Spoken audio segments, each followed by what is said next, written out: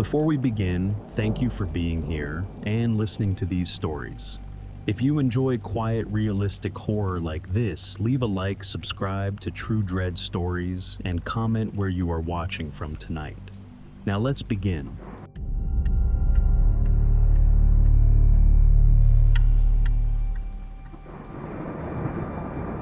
I noticed the tag before I even shut off the engine. It was hanging from the wooden post at Site 14, twisting a little in the wind.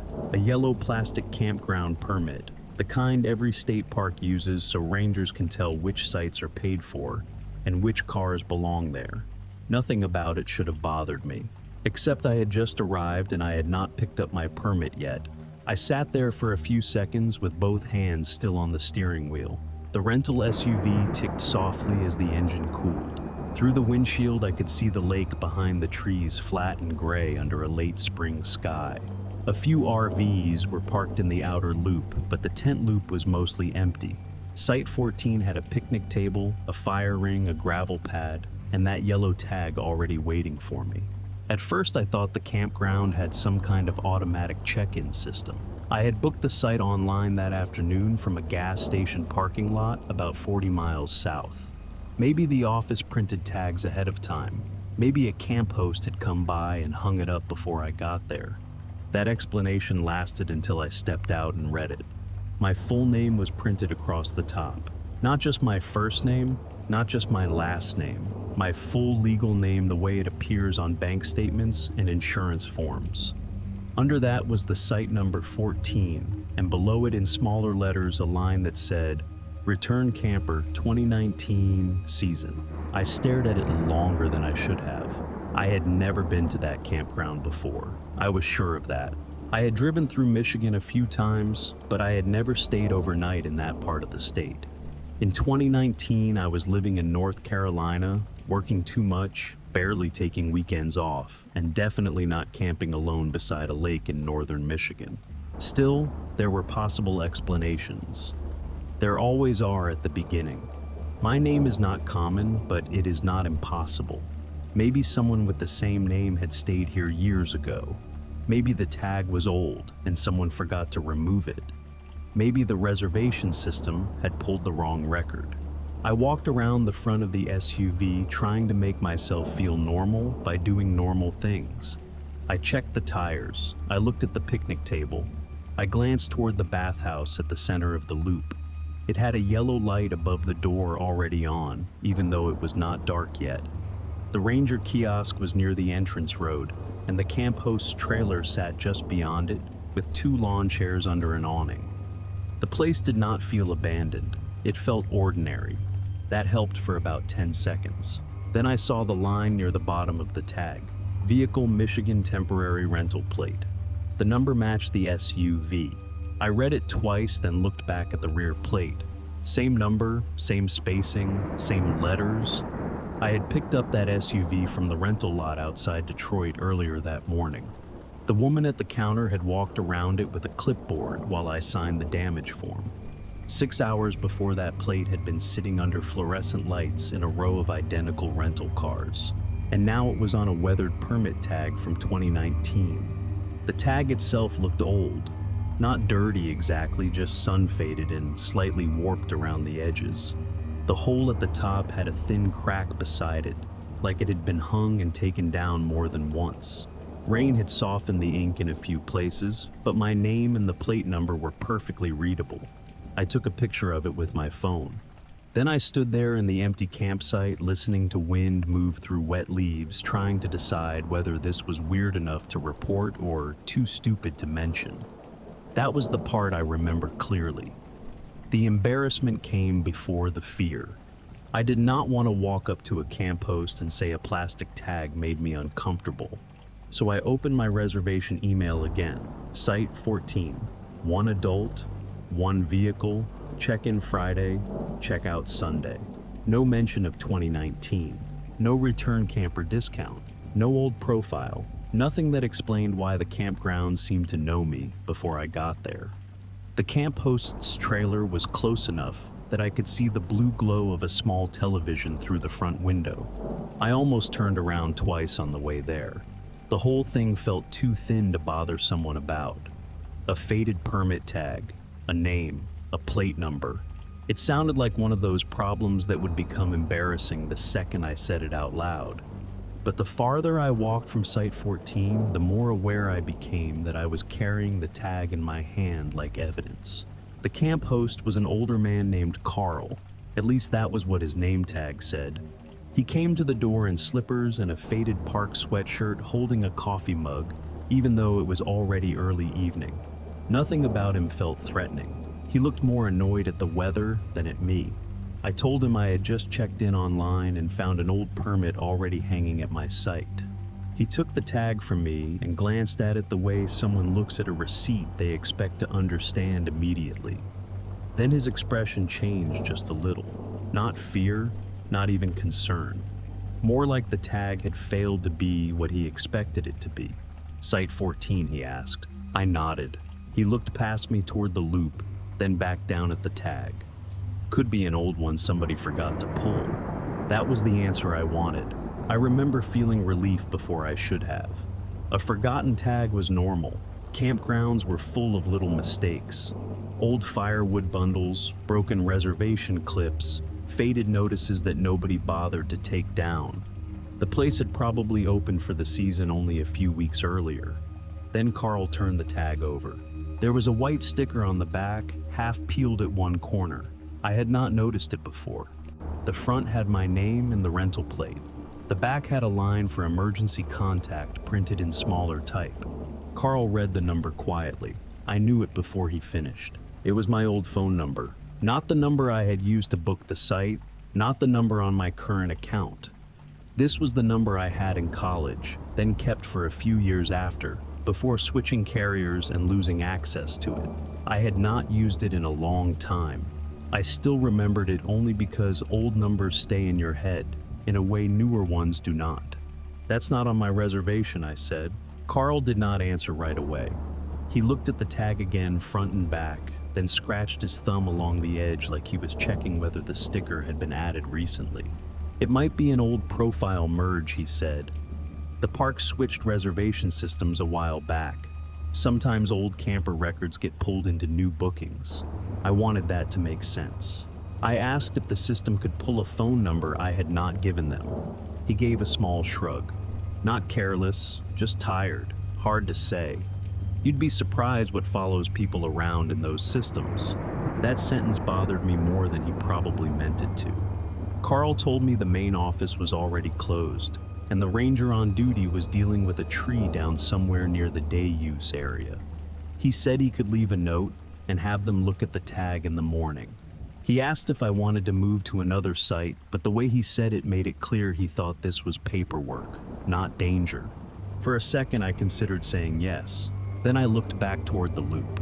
Site 14 was close to the bathhouse, close to the camp host, close to the entrance road. The other open sites were farther down by the lake where the trees were thicker and the gravel road curved out of sight. Moving because of a plastic tag felt dramatic. Staying near people felt smarter, so I told him I would keep the site. Carl handed the tag back to me. Hang it back up for tonight, he said.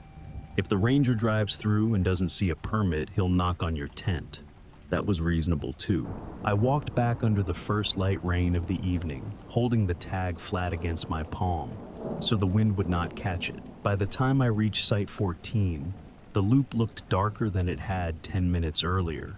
The yellow light over the bathhouse door reflected on wet gravel. Somewhere across the campground, an RV door slammed and a dog barked once. I clipped the tag back onto the post. That was when I noticed the wood behind it. The post was gray and splintered from years of weather, but the patch under the permit was lighter, almost protected. There was a narrow outline there, the same shape as the tag, same height, same width. Even the small dark mark from the metal clip lined up with the crack in the plastic. I told myself that did not mean anything. A tag had probably hung there all last season. Maybe several tags had. Plastic rectangles leave marks. Sunlight fades wood around anything that stays in one place too long. But when I stepped back, the outline was too clean. It looked like that exact tag had been hanging at Site 14 for a very long time. By the time I finished setting up, the rain had become steady. Not heavy yet, just enough to make the picnic table shine and turn the gravel around the fire ring dark. I kept telling myself that was a good thing. Rain made everything quieter. It gave me a reason to stay inside the tent, eat something simple, and forget about the tag until morning. I did not forget about it. Every few minutes I looked through the mesh window toward the site post. The yellow plastic moved whenever the wind came through the loop. It tapped once against the wood, then went still, then tapped again. A small, harmless sound. The kind of sound I would not have noticed if my name had not been printed on it. Around 9, I checked the weather radar. A line of storms was moving across the lake. The app showed yellow and orange bands sliding toward the campground, and a warning at the top said heavy rain was possible through midnight. My phone still had 2 bars, but they faded in and out depending on where I stood. That was when I seriously thought about leaving. I packed the sleeping bag first, then the small food bag. I left the tent standing because taking it down in the rain would have soaked everything, and I told myself I could come back for it in the morning. The whole decision felt embarrassing. I was not leaving because someone had threatened me. I was leaving because a campground permit had old information on it. Still, I started the SUV. The road out of the tent loop was narrow with low branches hanging over both sides. My headlights caught wet leaves, brown puddles, and the white sides of Sleeping Ear RVs in the next loop over. Nobody else seemed worried. Nobody else was packing up. That made me feel even more ridiculous. Then I reached the entrance road.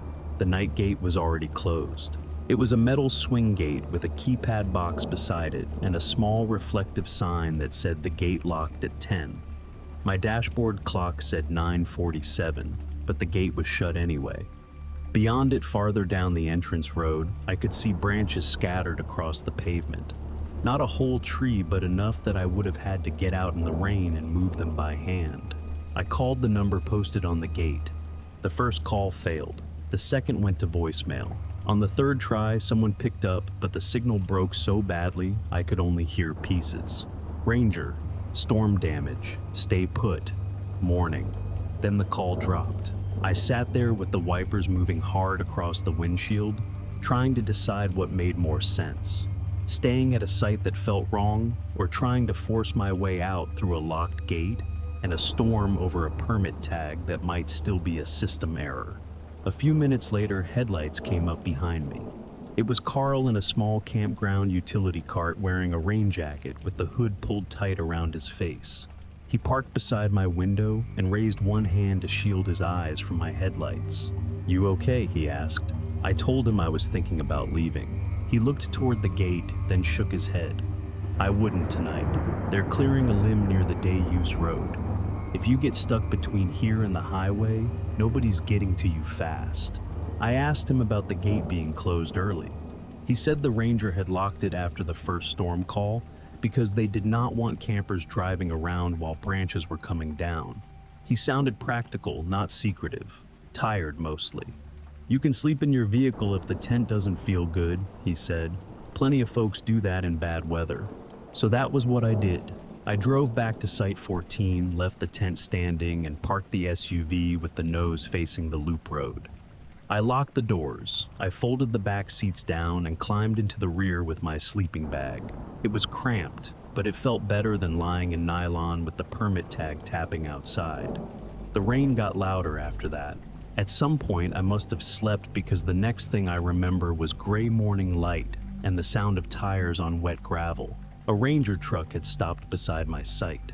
The ranger was a woman in her 40s with damp hair tucked under a cap and a clipboard pressed against her jacket. Carl stood beside her. They were both looking at the site post. I got out of the SUV before they knocked. The ranger asked if I was the camper who had reported the old permit. I said yes. She asked when I found it. I told her it was already there when I arrived. She did not react much until I mentioned the old phone number on the back. Then she took the tag off the post herself. She looked at the front, then the back. Her thumb stopped near the cracked hole at the top, and for a second she seemed less confused than disappointed. "This one shouldn't still be out here," she said.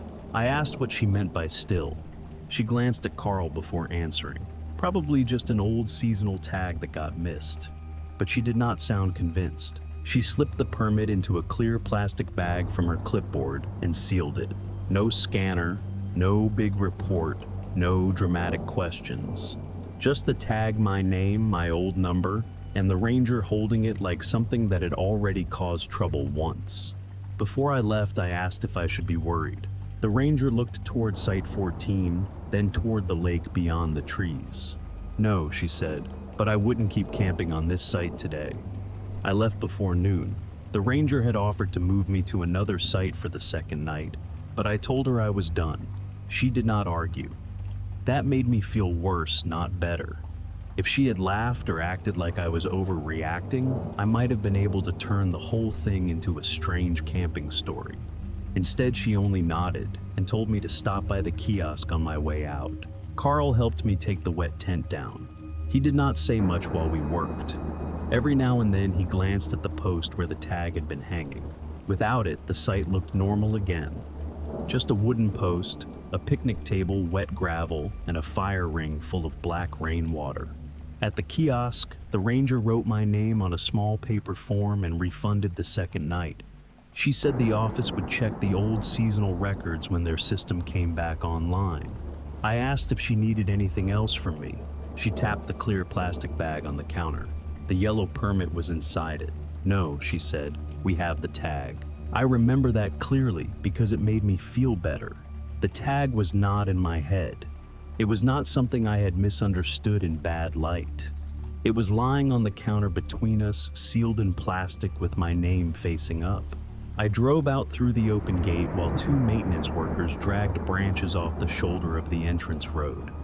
The lake was gray behind the trees. The campground looked harmless in daylight. A family was unloading bikes near the Ara RV loop. Someone had started a propane stove under an awning. A dog barked from inside a camper. Everything had gone back to being ordinary. That was almost the worst part. For the next few days, I waited for a call from the park office. None came. I checked my email more than usual. Nothing. No incident report, no explanation, no awkward message saying they had found another camper with my name. After a week, I decided that was probably the answer by itself. It had been a records mistake, a strange one. Maybe an old rental plate had been reused. Maybe some dead account from 2019 had attached itself to my reservation. Maybe the old phone number came from a data broker or some system I had forgotten giving permission to years earlier. Those answers were ugly, but they were possible. Possible is enough most of the time. The following Saturday, I finally emptied the back of the rental SUV before returning it.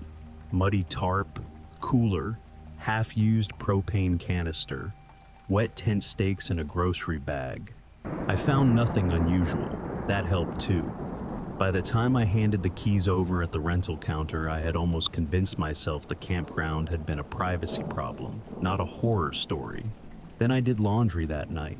The rain jacket I had worn at the campground was still damp in one sleeve, so I checked the pockets before throwing it in the washer. The outside pockets were empty.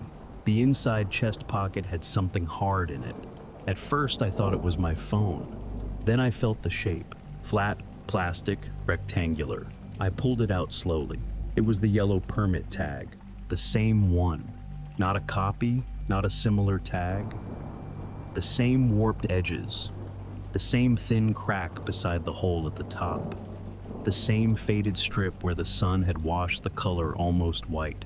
My full name was still printed across the front. Site 14 was still underneath it. Return Camper 2019 season. I stood in the laundry room for a long time holding it under the light. I tried to think of a normal way it could have gotten there. Maybe the ranger gave it back to me and I forgot. Maybe Carl handed it to me while we packed up. Maybe I had taken it off the post myself and put it in my pocket before morning, but I could still see it on the kiosk counter, sealed in the clear plastic bag, under the ranger's hand. That was when I noticed the new line. It was printed at the bottom of the tag in smaller type than the rest. The ink was faint, like it had been added by a dying printer ribbon.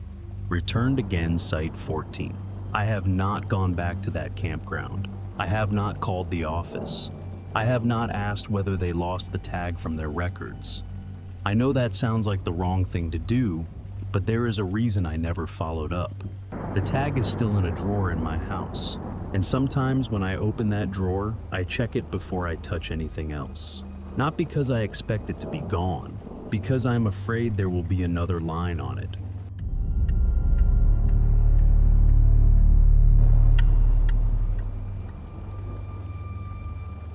The packet was still on the late arrival board when I got there. That should have made me feel better. I had been worried the office would close before I arrived, and it had. The front window was dark. The little camp store sign said closed in red plastic letters. But beside the door under a weak porch light, there was a wooden board with envelopes clipped in rows for people checking in after hours. Mine was there. My last name was written across the front in black marker. Site 18. 1 adult. 1 vehicle. Gate code printed on a yellow sticker. Everything looked normal enough that I actually felt lucky for a second. It was a holiday weekend, and every motel I had called from the highway was full or charging more than I wanted to pay. I had only booked the campsite that afternoon after my original plan fell apart. It was not supposed to be a real camping trip. It was supposed to be 1 quiet night by the lake, maybe 2 if the weather held. The campground itself was busy, but not loud. Mostly RVs, porch lights, kids riding bikes too close to the road. A man in a folding chair listening to a baseball game on a small radio. Somewhere near the lake, someone was cooking over a propane stove. It smelled like hot dogs and wet charcoal. I stood under the office light and opened the packet. Inside was a campground map, a vehicle pass, a bathhouse code, and a white reservation slip folded in half. The top of the slip had my name. Under it was the site number. Then in a box marked status, it said, "No show, second night." I read it twice. I had booked the site less than 5 hours earlier. For a few seconds, I thought I was misunderstanding the wording. Maybe second night meant I had paid for 2 nights. Maybe no show meant the site had been released from someone else and reassigned to me. Campgrounds get messy on holiday weekends. People cancel. People arrive late. Systems update badly. I had worked enough customer service jobs to know that computers make normal things look suspicious all the time. Still, the words sat wrong with me. No show, second night. Not late arrival, not pending check-in, no show. I took the map and walked back to the SUV. The sky had that heavy summer look, purple-gray over the tree line, with heat lightning far out beyond the lake. My cooler was in the back under a tarp, along with a cheap tent, a sleeping bag, and a grocery bag with sandwich bread and peanut butter. I had packed like someone who did not expect to enjoy himself. Site 18 was in the last row before the overflow parking lot. That was another reason I stayed calm. It was not hidden in the woods. There were ERVs on both sides of the loop, and a bathhouse with bright fluorescent lights about 100 yards away.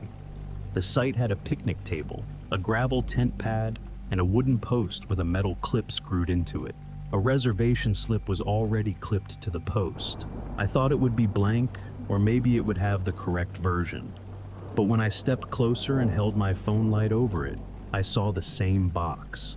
Same name, same site, same status. No show, second night.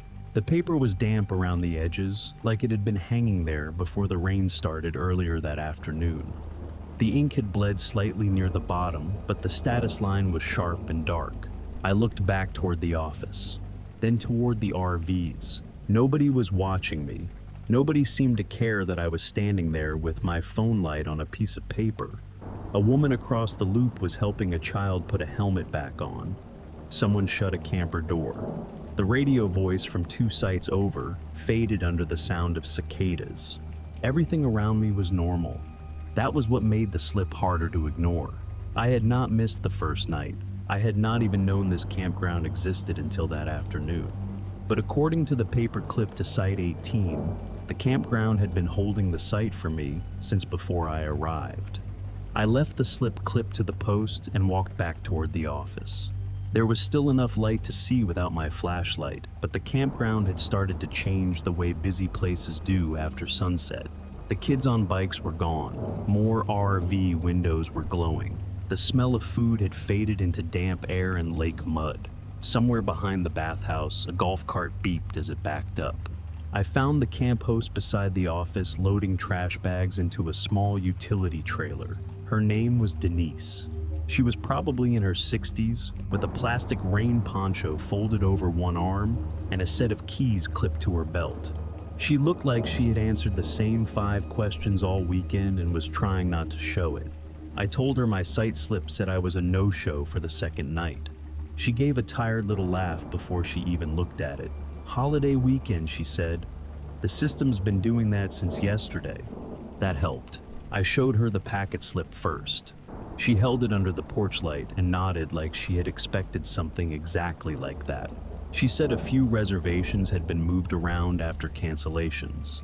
Some sites were released late, some names printed twice. The campground used a third-party booking company, and when the office closed, the late arrival packets did not always update cleanly. It was the kind of explanation that sounded boring enough to be true. "So I'm good to stay?" I asked. "If your email says Site 18, you're good," she said. "I'll make a note for the office." I should have left it there. But I mentioned that the same slip was clipped to the site post and that it looked like it had been there a while. Denise frowned at that. Not scared, just annoyed the way someone gets when one small problem turns into paperwork. She drove me back to Site 18 in the golf cart. The campground looked safer from the passenger seat, brighter, more ordinary. We passed a couple sitting under an awning, a teenager carrying a towel toward the bathhouse, and a man walking a small dog in a yellow raincoat. Nobody looked uncomfortable. Nobody looked like anything strange was happening. Denise stopped beside my site post and leaned over to read the slip.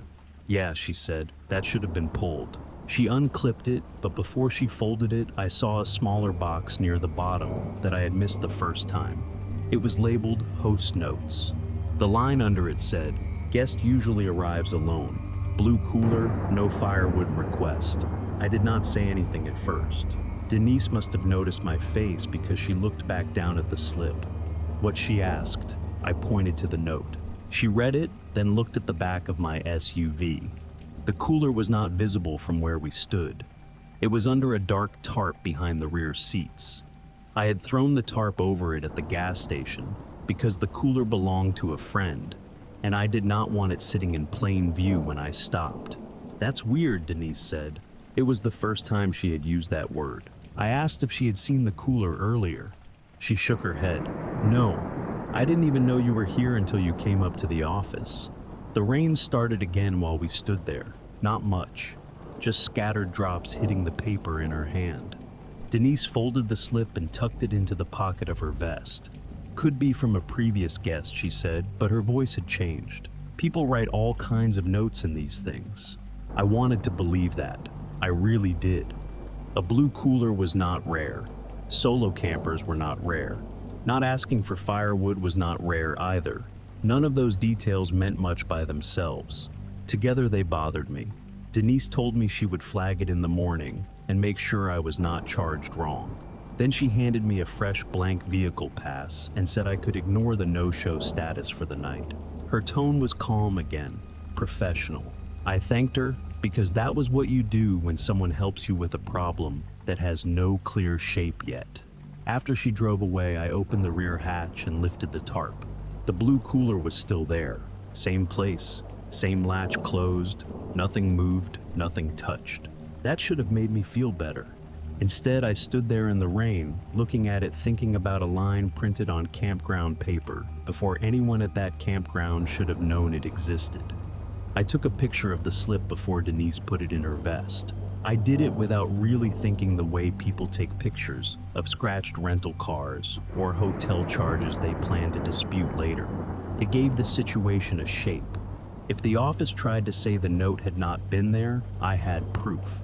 If I woke up in the morning and decided I had made the whole thing feel stranger than it was, I could look at the photo and remind myself that I had not imagined it. The photo showed my name, Site 18, the no-show status, and the host note at the bottom. Guest usually arrives alone. Blue cooler, no firewood request. I sent it to my friend Mark, the one who had loaned me the cooler. He was the kind of person who answered texts at odd hours because he worked nights at a warehouse outside St. Louis. A few minutes later, my phone buzzed. Did you tell them about the cooler? I typed no. Then I erased it. Then I typed, I don't think so. That was more honest, but it felt worse. I tried to think back through every step, booking the site from the gas station, entering my name, my card, my email, my vehicle type. No question about gear, no box for cooler color, no firewood request because I had not planned to make a fire. At the campground office, I had not spoken to anyone until after I found the slip. Denise had not seen inside the back of the SUV. The cooler had been under the tarp the entire time. None of that proved anything dangerous. It just removed the easy explanations one at a time. For a while, I stood beside the open hatch and listened to rain tick against the plastic tarp. The cooler was still exactly where I had left it. Blue lid, white handle, one corner scuffed from sliding around in Mark's garage. It was so ordinary that I felt stupid being afraid of it. So I made a practical decision. I locked the cooler inside the SUV. I moved my sleeping bag from the tent bag to the driver's seat. I kept my shoes on. I put the keys in the cup holder and angled the vehicle toward the loop road so I could leave quickly in the morning if I still wanted to. Then I set the cheap tent up anyway because an empty site with no tent sometimes got questions from hosts, and I did not want another conversation that night. I did not sleep much. The campground quieted down after 10. Porch lights stayed on. Air conditioners hummed in RV windows. The bathhouse door opened and closed a few times, throwing a rectangle of white light across the wet road. Nothing came near my sight. Nobody knocked. Nobody touched the SUV. That should have helped, but it did not because the problem had stopped feeling like a person outside. It felt like a record somewhere had already decided who I was. Around midnight, my phone lost signal completely. I watched the bars vanish, come back as one dot, then disappear again. The weather app would not refresh. Mark's last message sat under the photo of the slip unanswered after my last text. At 3:12 a.m., I woke up because my phone screen lit in the cup holder. No sound, just light. For a second I thought Mark had answered, but it was not a text. It was a notification from the campground booking app. I had not even realized I still had the app open. Your stay is being held. That was all it said. No site number, no office message, no emergency alert. I tapped it, but the app opened to a blank white screen with a spinning circle. After a minute, it showed my reservation again. Site 18, check-in Friday, check-out Sunday, status pending. Not no-show, not checked in, pending. I took a screenshot, then I put the phone face down and sat awake until morning. The office opened at 8.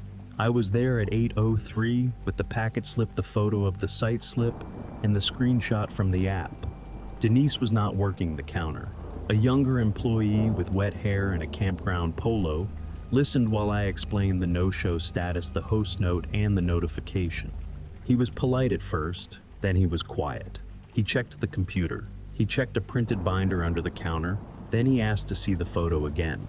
When I showed him the line about the blue cooler, he did not smile or shrug it off. He leaned closer and read it twice. That note shouldn't have printed, he said. I asked what that meant. He looked toward the office door behind him, then back at the screen. It's probably attached to an old hold, he said. Sometimes notes carry forward. I asked what old hold. He clicked something, and his expression tightened just enough for me to notice. Then the screen changed, or he changed it. I'm going to clear it, he said.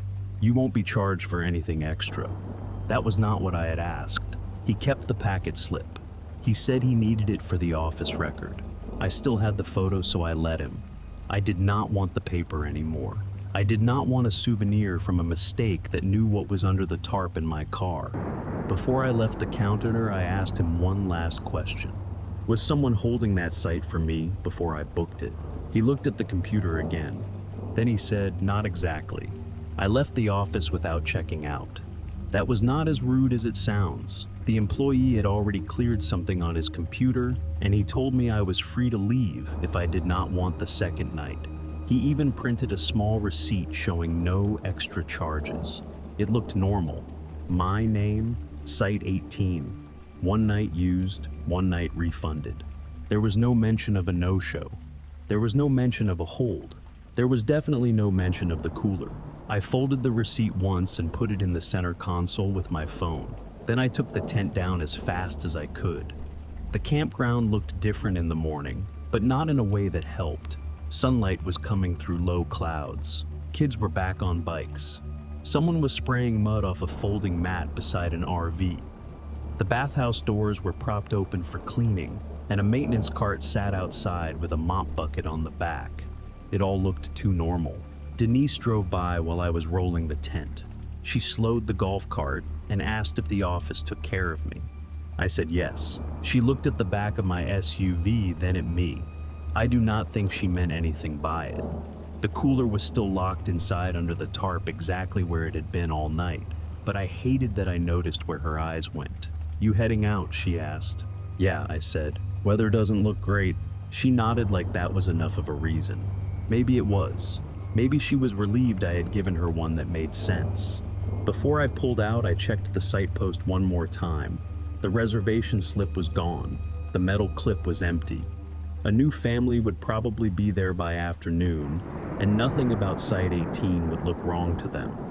Gravel pad, picnic table, fire ring, trees dripping rainwater, a perfectly ordinary place to spend a weekend. I drove out through the gate at 9:12. For the first hour, I did not stop. I wanted distance before I let myself think about it.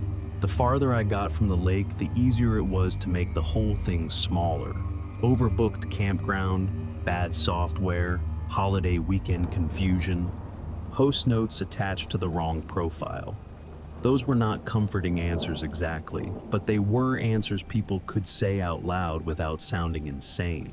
At a gas station outside Columbia, I finally checked my email. There was a new message from the campground reservation system. "Your stay has been completed." That was all the subject line said. I opened it and saw the same basic receipt the office had printed. 1 night, Site 18, refund processed for unused night. Thank you for visiting. I remember feeling embarrassed by how relieved I was. Then while I was still looking at the email, the app notification appeared at the top of my screen. Second stay completed successfully. I did not tap it right away. I just stared at those 4 words until the screen dimmed. When I opened the app, my current booking had moved into past trips. Under guest history, there was a small number beside my name. 2 stays. I tapped it. Only 1 stay opened. Site 18. That weekend, the one I had just left. Above it, there was a gray bar where another stay should have been. No campground photo, no dates, no receipt number, just a locked entry that said, "Prior hold released." I tried tapping it anyway. The app flashed once, then returned to the same screen. I closed it and opened it again. Same thing. 1 completed stay I could read. 1 prior hold I could not open. I called the campground office from the gas station parking lot. The younger employee answered. I recognized his voice. I asked him if he could see another stay on my account. He was quiet for long enough that I heard someone talking behind him in the office. Then he said, "No, sir, just the 1. I told him my app said 2. He said it might take a few hours to update correctly. I asked what a prior hold was. This time he did not answer quickly. "It's just a reservation status," he said finally. "It doesn't mean anything." I wanted to ask why it had been released only after I left. I wanted to ask why the campground had held a site for me before I booked it. I wanted to ask how a printed note knew about a blue cooler under a tarp in the back of my SUV, but I did not, because I already knew what he would say. Holiday weekend, duplicate reservation, system error, nothing to worry about. I hung up and deleted the app before I pulled back onto the highway. The confirmation email stayed in my inbox for 3 days. On the 4th day, it changed, not disappeared, changed. The subject was the same, but the line inside the receipt that had said "Stay completed now" said, "Second stay completed, no further hold required." I printed it once because I did not trust screenshots anymore. The paper is still in a folder in my desk. Every now and then I open it to make sure the words are still there. Not because I want proof that the campground made a mistake, because part of me is waiting for it to tell me where I stayed the first time.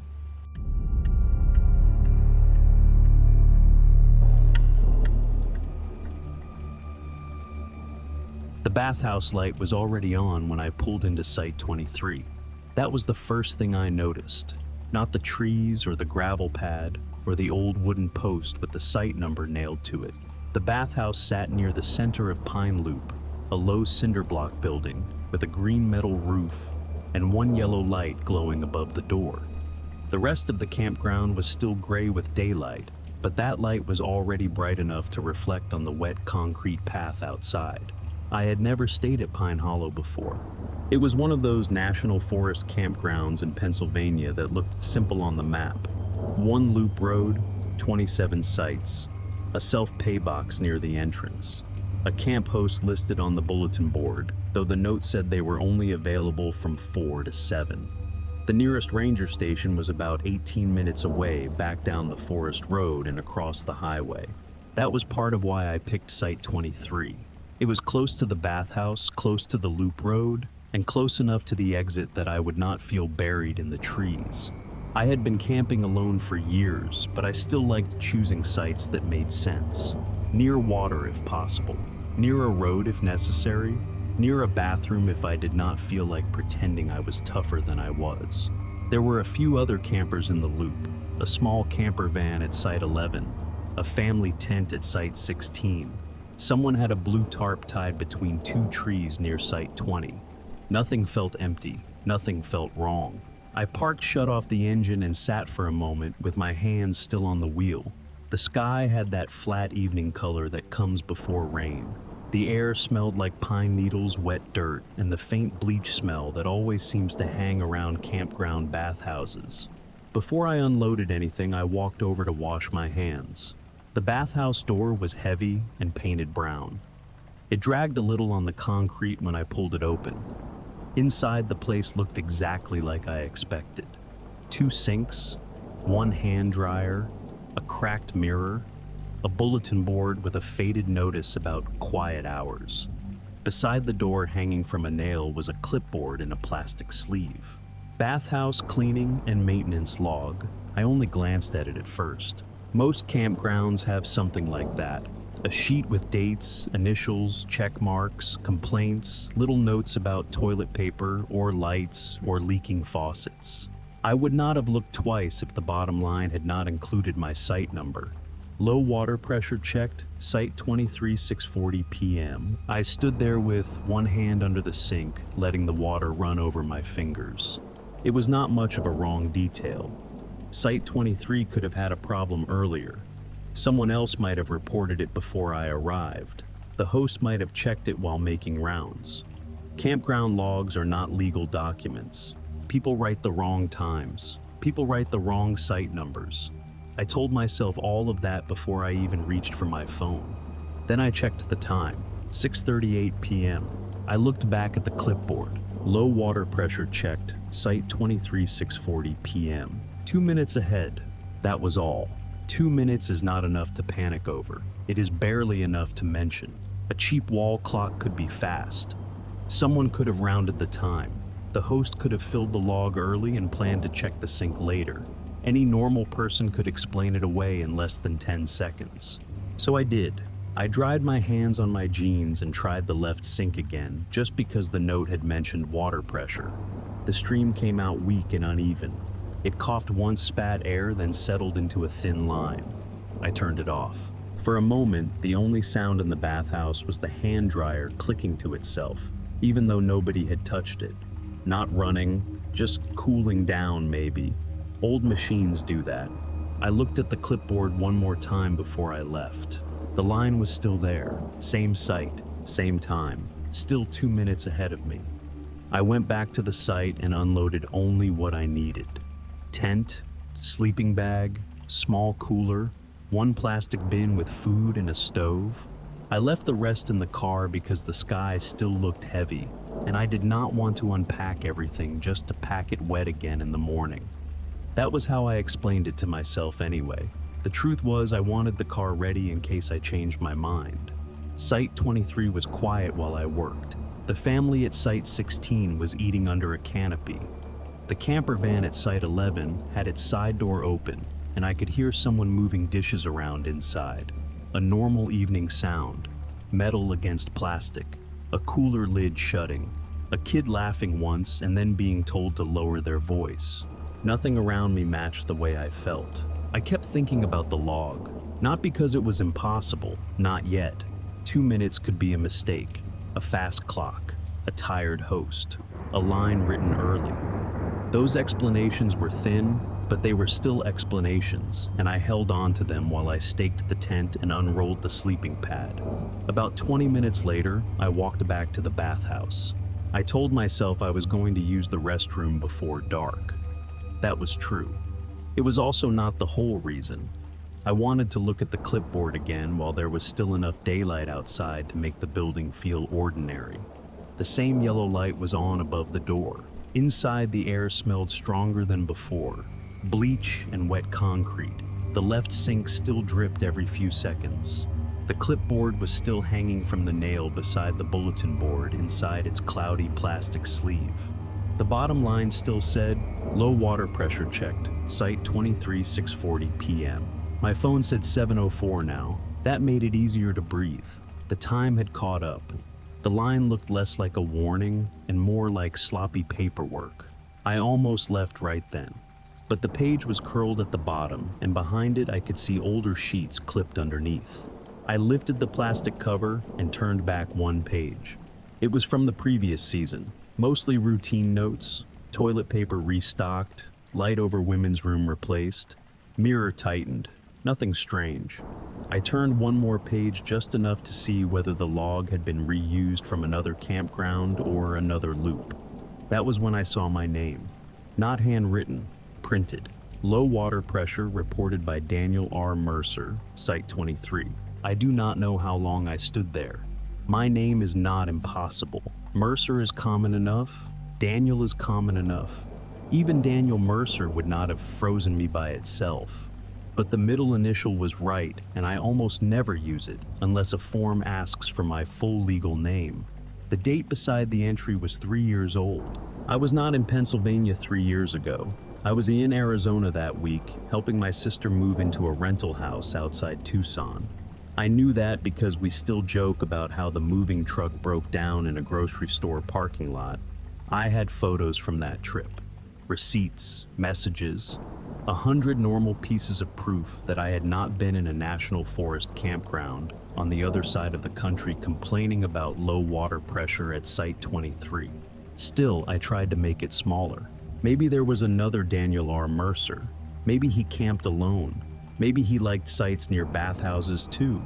Maybe he had stood in this same building, at this same sink, and written a complaint that had nothing to do with me. I took a picture of the page. Then I took another closer, because my hand had moved on the first one. The flash reflected off the plastic sleeve and made the paper look whiter than it was. In the photo, the line was clear, my full name. Site 23, low water pressure, 3 years ago. I lowered the phone and looked at the left sink. It was still dripping, one drop, then another, then nothing for several seconds. I turned the handle and the water came out weak again, the same uneven stream I had seen before. That should not have mattered. Old bathhouses have weak sinks. Campgrounds have plumbing issues. A maintenance complaint from 3 years ago could still be true if nobody really fixed the problem. That explanation was reasonable. It was also the first one that made me feel worse. Because the log was not only using my name, it was attaching me to the exact thing I was standing there looking at. I put the page back the way I found it and let the plastic sleeve fall flat against the clipboard. Before I left, I checked the current page one more time. Low water pressure checked, site 23 6:40 p.m. Now that line felt different, not impossible. Familiar? I called the camp host from the bulletin board outside the bathhouse. The number was written on a laminated card with a faded Forest Service logo and a note underneath that said, "Text if call does not connect." The first call rang 5 times and went to voicemail. The second one connected, but the signal cut in and out so badly that I had to step away from the building and stand in the middle of the loop road with one hand raised like that would help. The host's name was Marlene. She sounded older, calm, and a little distracted. I could hear a television somewhere behind her and dishes being moved around. That helped more than I expected. It made her feel like a real person sitting in a trailer, not part of whatever my mind was starting to build around the clipboard. I told her I was at Site 23 and had found some strange entries in the bathhouse log. She sighed before I finished. "People write weird things in those," she said, "especially kids." I told her the entry had my full name on it. There was a pause. Then she asked if I had written it. I said no. She did not accuse me.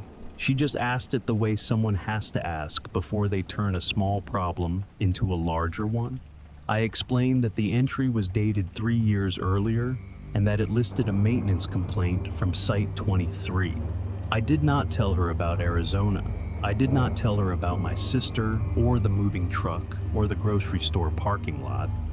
Those details felt too personal to offer to a stranger over a broken cell connection.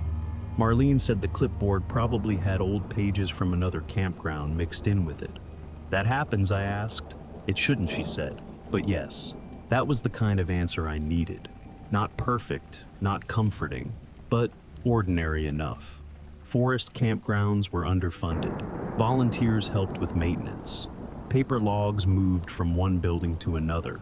Someone could have copied the wrong sheets. Someone could have printed a page from an old file. There were still ways for this to be nothing. Then she asked which sink had the problem. I looked through the open bathhouse door at the 2 sinks under the mirror. "The left one," I said. Marlene did not answer right away. The line crackled. Finally, she said, "That one's been fixed." I turned and looked at the sink again. "It's not," I said. Another pause. She told me not to touch the clipboard anymore and said she would have the ranger check it in the morning. Her voice stayed calm, but it had changed. The tired patience was gone. She asked if I felt unsafe at the site. That was the strange part. I did not. I felt embarrassed, confused, a little sick, but not unsafe in the way that makes you run. There were other campers in the loop. The bathhouse was lit. My car was 20 yards away. No one had followed me. No one had threatened me. Nothing had happened except papers saying things it should not know. I told her I was okay. She offered to move me to Site 9 closer to the entrance. I almost said yes. Then I asked where Site 9 was exactly. She said it was past the self-pay box near the far bend before the forest road. That made the decision easier. Site 23 was close to the bathhouse, close to the loop road, and close to the other campers. Site 9 might have been closer to the entrance on a map, but it was darker and farther from people. Moving because of a logbook felt less safe than staying where I was. So I said I would stay put. Marlene told me to sleep in the vehicle if I felt better that way. She also told me to turn the car on for a while if the battery sounded weak, because cold, damp nights could make an old battery worse. That reminded me of something I had not wanted to think about. When I unloaded earlier, I had left the rear hatch open for almost half an hour with the cargo light on. I thanked her and hung up. Back at Site 23, I tried to start the car just to check. The engine hesitated. Not long, maybe 1 second longer than normal, but I heard it. The dashboard lights dipped, the starter dragged, and then the engine caught. I let it run for 10 minutes while I stood beside the open driver's door and watched exhaust drift low over the wet gravel. Leaving right then was still possible, but the road out was narrow, dark, and unlit. The ranger station was 18 minutes away in daylight. At night, with a weak battery and no reliable signal, it felt farther. So I made the same decision a lot of people would make, and hate admitting later. I stayed. I moved my sleeping bag into the back seat. I kept my shoes on. I put the keys in the cup holder. Then I sent Marlene the clearest photo of the old log entry and wrote one sentence under it. This is the page I was talking about. The The message took almost a minute to send.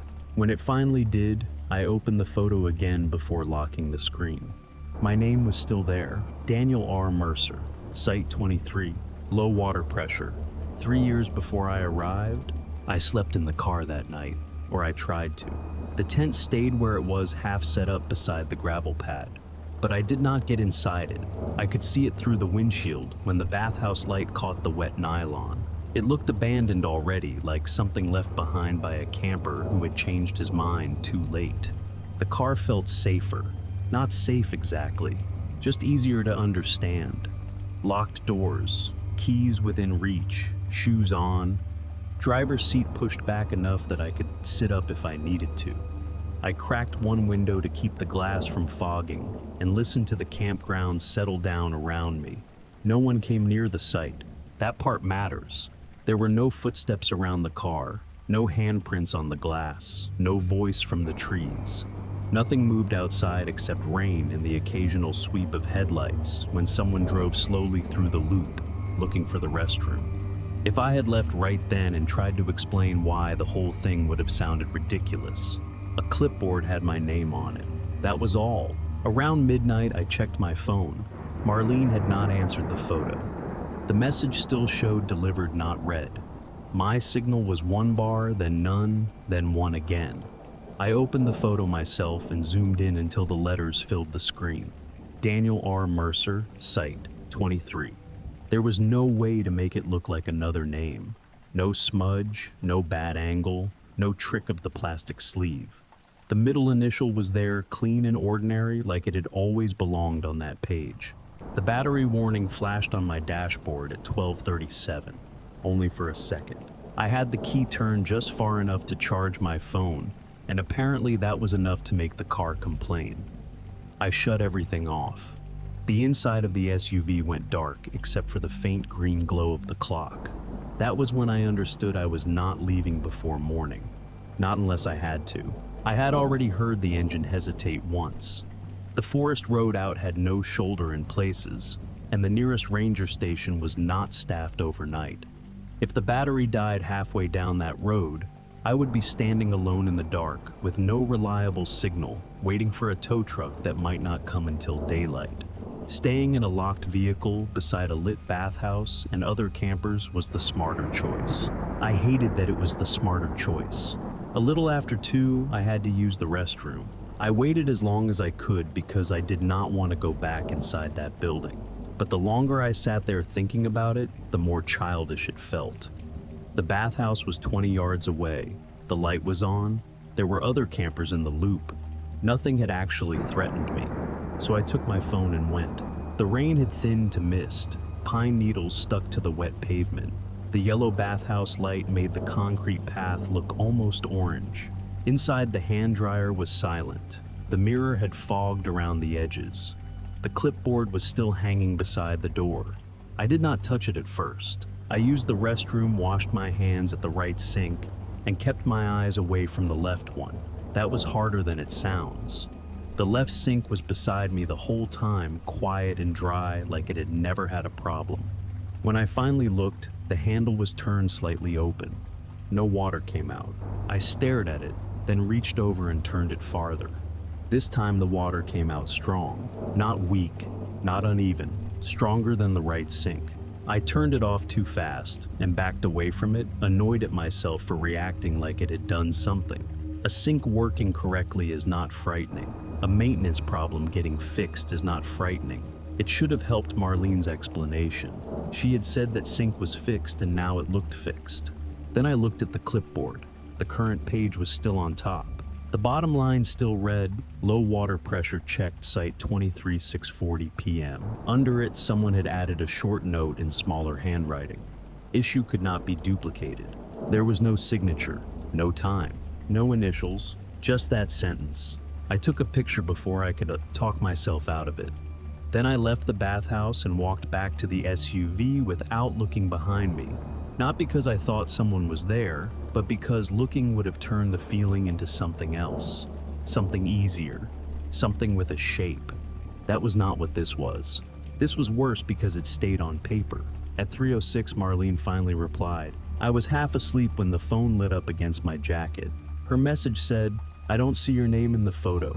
Ranger will check in the morning." I sat up so fast my shoulder hit the window. I opened the photo I had sent her. On my phone, the old entry was still there. Daniel R. Mercer, Site 23, low water pressure, 3 years ago. I checked the sent image, the one inside the text thread, not the copy in my gallery. Same thing. My name was clear. I typed back, "It's right there." The message did not send. No signal.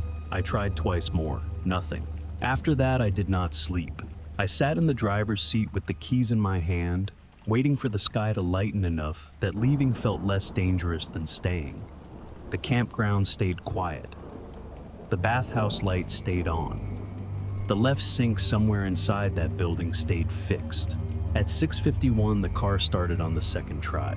I did not pack the tent properly. I shoved it into the back wet poles, still half-connected stakes loose in the mud. I left the self-pay receipt clipped to my dashboard and drove straight to the ranger station before the campground was fully awake. Marlene had told me the ranger would check it in the morning. I decided I wanted to be there when they did. The ranger station did not open until 7:30. I got there at 7:09 and sat in the parking lot with the engine running because I was afraid if I shut it off, it would not start again. The building was small, brown, and plain, with a flag hanging limp beside the door and a bulletin board full of trail closures under glass. In daylight, the whole thing felt embarrassingly manageable. A bad battery, a damp tent, a strange clipboard, paperwork. At 7:31, a ranger unlocked the front door. Her name was Ellis.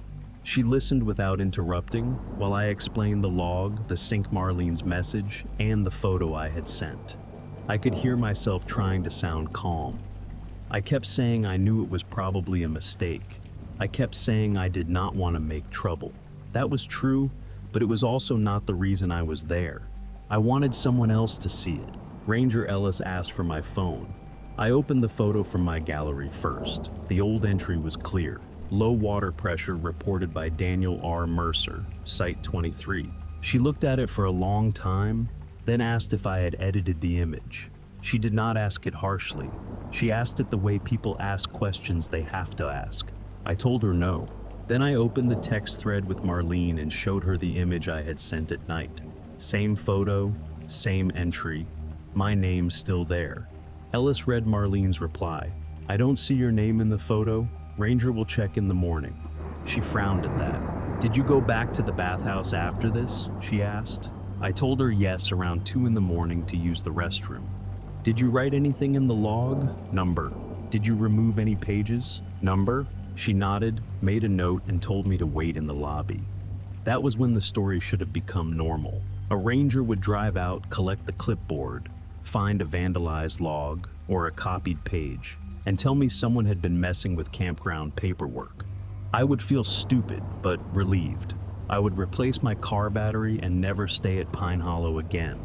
Instead, Ellis came back 20 minutes later without the clipboard. She said the campground host had already pulled it from the bathhouse and dropped it in the outside lockbox before coming off duty. That meant the log had not been hanging there anymore when I drove out. I tried to remember seeing it through the doorway that morning, but I could not. I had been too focused on packing the tent and getting the car started. Ellis opened the lockbox herself while I stood inside the station. She came back with a clear plastic sleeve and a stack of damp papers clipped together. Not the whole clipboard, just the sheets. The current page was on top. Low water pressure checked, Site 23-640 p.m. Issue could not be duplicated. Those lines were there. The old page was behind it. I watched her turn to it. The entry with my name was gone. Not scratched out, not torn away, gone. The line where it had been now said, "Low water pressure reported by guest Site 23. No name, no middle initial, no proof, except the photos on my phone which Ranger Ellis had already seen." She did not accuse me of anything. That almost made it worse. She only took copies of my photos, wrote an incident number on a sticky note, and said paper logs sometimes got mixed together between seasons. I asked her how a line could be in my photo and not on the page. She said she could not answer that. Then she told me I should probably go home. I did. 3 days later, I received an email from the ranger station with the incident number in the subject line. The message was short. They had collected the bathhouse maintenance sheets. They could not verify the older named entry. They had logged it as possible vandalism or document alteration. Attached was a scan of the pages for my records. I almost did not open it. When I did, the first page looked the same as it had in the station. Low water pressure checked site 23:640 p.m. Issue could not be duplicated. But there was one more line under it. Returned after closing site 23:712 a.m. Under that were my initials, DRM. I checked the time on the email. I checked the photo metadata from my phone. I checked the gas station receipt from across the road. At 7:12 that morning, I was not in the bathhouse. I was not even in the campground. I was sitting in the ranger station parking lot with the engine running. I called twice. No one called back. A week later, the incident link stopped opening. The email remained, but the attachment would not download anymore. I printed the scan before that happened, and I still have it folded inside a file cabinet. According to the scan I returned after closing, I still do not know what closed.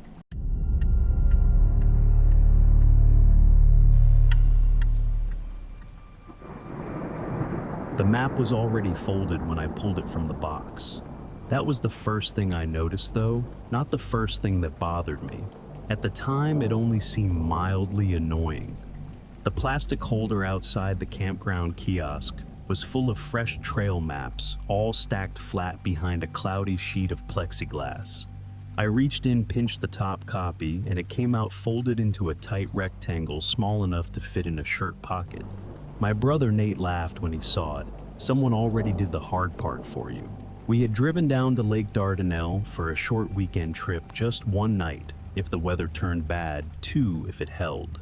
The campground sat in a thick wooded area off the lake with 3 loops, a boat ramp, an amphitheater trail, and a little ranger station near the entrance. It was busy enough to feel safe but not packed. A few RVs had awning lights on, even though it was still afternoon. Kids were riding scooters near the bathhouse. Somewhere near the lake, someone was testing a small outboard motor. Normal campground noise. That was why I did not think much of the folded map at first. We had Site 31 in the lower loop, close to lake access and not too far from the bathhouse. Nate had picked it because he wanted to fish in the morning without hiking half a mile in the dark.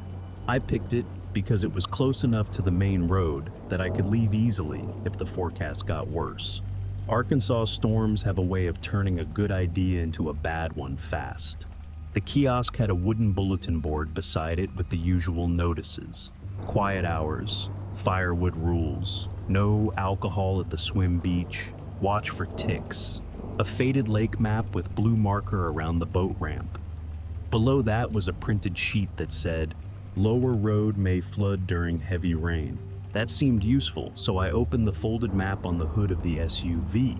Site 31 was already circled, not printed, circled by hand in red pen. I looked at Nate. He had stopped smiling. The circle was not messy either. It was tight around the number, like someone had taken time to mark only that site and nothing else. From there, a yellow highlighted line ran along the lower loop cut behind the amphitheater trail, crossed what looked like a service road, and ended near the ranger station. Next to the highlighted line in small block letters, someone had written, "Use if lower road floods." For a few seconds, neither of us said anything. Then Nate shrugged the way people do when they are trying to make something normal. "Maybe they marked these for lower sites," he said. That made sense? Sort of. Site 31 was near the lower road. The flood warning was right there on the board. Maybe staff highlighted alternate routes for campers who were staying near the lake. Maybe the map had been used by another person in the same site and accidentally put back in the box. Campgrounds run on old paper-tired employees and whatever volunteers remember to replace before a weekend. I wanted that to be enough. I checked the plastic map holder again. The rest of the maps were flat. No folds, no red circles, no yellow route showing through the paper. The folded map felt dry, but when I turned it over, The creases were stained with thin brown dirt. Not wet mud, old mud. The kind that dries inside folded paper and leaves a grainy line when you run your thumb across it. I rubbed the crease and a little dust came off on my skin. Nate leaned closer. That's weird. Probably from whoever had it before I said. He nodded, but he did not look convinced. I folded the map back the way I found it. The paper naturally collapsed along the old creases like it had been opened and closed that way too many times. When it was folded, the highlighted route ended up facing outward right on the front. Not Site 31, not the campground name, just the yellow line to the ranger station. I put it in my jacket pocket anyway. At that point, it still felt useful. We set up before the rain came. That was the plan anyway. Arkansas weather does not always care about plans, but the sky gave us enough time to unload the SUV, pitch the tent, and get the cooler tucked under the picnic table before the clouds moved fully over the lake. Site 31 was better than I expected. It had a flat gravel pad, a good view through the trees, and a short path down toward the lower road where people were walking to and from the fishing access. Nate kept saying we should check out the amphitheater trail before dinner. I wanted to stay near the site mostly because of the map. I had not said that out loud because it sounded ridiculous even inside my own head. A folded paper map with a red circle and some old mud in the crease was not a reason to change plans. Besides, the trail was short, less than a mile according to the sign near the bathhouse. So we went. I brought the map. The amphitheater trail started behind the last row of campsites, where the loop road curved away from the lake and into thicker trees. The official wooden sign was clean and new, with white letters carved into brown paint. Amphitheater Trail, 0.6 miles. Under that, someone had added a smaller metal arrow pointing left. No mention of a service road. No mention of the lower road flooding. No mention of the highlighted shortcut on my map. Nate looked at the sign, then at the folded paper in my hand. Maybe yours is an old version. That's what I'm hoping, I said. The trail itself was normal. Damp leaves, red clay under pine needles, wooden steps built into the slope where the ground dropped toward a shallow creek bed. We could still hear the campground behind us for the first few minutes. A dog barking, someone laughing, a truck door closing. Then the trees got thicker and the sounds spread out until they were just part of the evening. I tried to enjoy it. For a while I did. The trail curved around a small drainage ditch and came to a narrow footbridge, or where a footbridge should have been. Two posts still stood on either side of the ditch, but the middle section was gone, and yellow caution tape had been tied across the opening. A fresh sign hung from one post. Closed today. Nate stopped beside it. That's annoying. I unfolded the map. Near that exact spot, someone had written in pencil, "Footbridge out," not printed, not part of the official trail markings. Written by hand close to the yellow route, but not on it. I checked the paper again, trying to find a date. There was none. No revision number, no print year, just the campground logo, the lake outline, the trail system, and the marks somebody had added by hand. This could still be from earlier, Nate said. He was right. A bridge could have been out before. It could have been repaired and closed again. Campground maps get reused. Staff notes stay around longer than they should. There were still normal ways to explain it, but the sign looked new. The paper was clean white under the plastic sleeve. The staples were shiny. The yellow tape had not faded yet. Closed today. That was the part I kept looking at. Not closed for the season. Not closed until further notice. Today. We found a way around it by stepping over the shallowest part of the ditch, but Nate landed badly on the far side and cursed under his breath. He had not hurt himself, not then. Just slipped enough to get red mud up one pant leg. I asked if he wanted to turn back. He said no. The amphitheater was another few minutes up the trail, a small half circle of wooden benches facing a concrete pad and a view of the lake through the trees. Nobody was there. The benches were damp, and the announcement board beside them had a faded poster about Saturday night ranger talks. A storm warning sheet had been stapled under it, but the ink had run at the bottom. Nate walked to the overlook while I opened the map again. The highlighted line did not follow the trail we had taken. It cut behind the amphitheater, crossed a thin gray line marked B7, and ran straight toward the ranger station near the entrance. The public map posted on the amphitheater board did not show B7 at all. It showed the amphitheater trail looping back the way we came. I looked behind the benches. There was a narrow opening between two cedar trees. Not a trail exactly, more like the place where maintenance workers had walked enough times to keep the brush down. Nate came up beside me and followed my eyes. Please tell me we're not taking the creepy little side path because your magic map says so. We're not, I said, and I meant it. We folded the map, turned back toward the main trail, and started down the wooden steps, just as the first real thunder rolled across the lake. Halfway down, Nate slipped again. This time, he did not get up right away. Nate said he was fine 3 times before he tried to stand. The 4th time, he stopped saying it. He had slipped on the wet wooden step and caught his foot between 2 roots beside the trail. It did not look dramatic. No blood, no bone, nothing that made the situation simple. But when he put weight on his right ankle, his face changed and he sat back down without arguing. Thunder rolled again, closer this time. I checked my phone. 1 bar, then none. The campground was not far. That was the frustrating part.